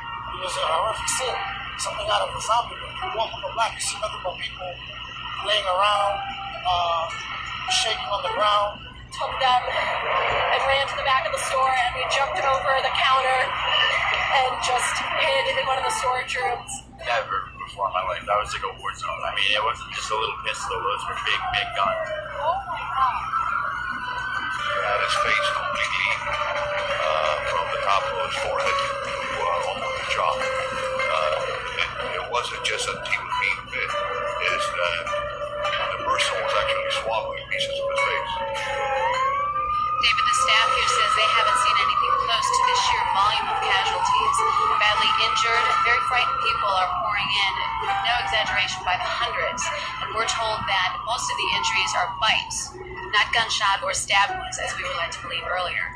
Just a few minutes ago, we spoke with one While so many are struggling, gun stores have seen an increase in sales since this pandemic hit. Just craziness. It's just crazy, you know. I haven't seen anything like it. Honestly, it was slim pickings, and there's not a lot left going on. Pretty much gives him the authority to use the National Guard for any purpose that he deems fit. Responding to emergencies, transporting people and supplies, and helping with medical care. Things are hopelessly clogged. There is no way out of the city. We had to come up here to the Hollywood Hills just to find some refuge. I think we're safe for the moment, but I'm not going to stay long. Right now, the LAPD has pulled out of South Central Los Angeles entirely and is trying to form a defensive perimeter around Beverly Hills. But I don't know how they're going to stop these things. If you're hearing me, stay away from Los Angeles. The city is out of control. In California, the governor has warned that over half the population of the state, more than 25 million people, will become infected in the coming 8 weeks. The city was rated as the place you most likely would survive. Other contenders here: Salt Lake City, Columbus, Ohio, Baltimore, Virginia Beach, and Norfolk, Virginia. But I just have a problem with this, right? Here I live in New York City, and I will admit that Manhattan may not be the best place to survive a zombie apocalypse. Number one, the food is going to go really fast. Number two, they can climb stairs, and as everyone knows, your buildings go up really high. But think if you live in Brooklyn, also part of New York City, or Staten Island, you could contain the threat to Manhattan and still have lots of farmland to grow food. I think if you live in Brooklyn, you'll be just fine. I'm not a scientist.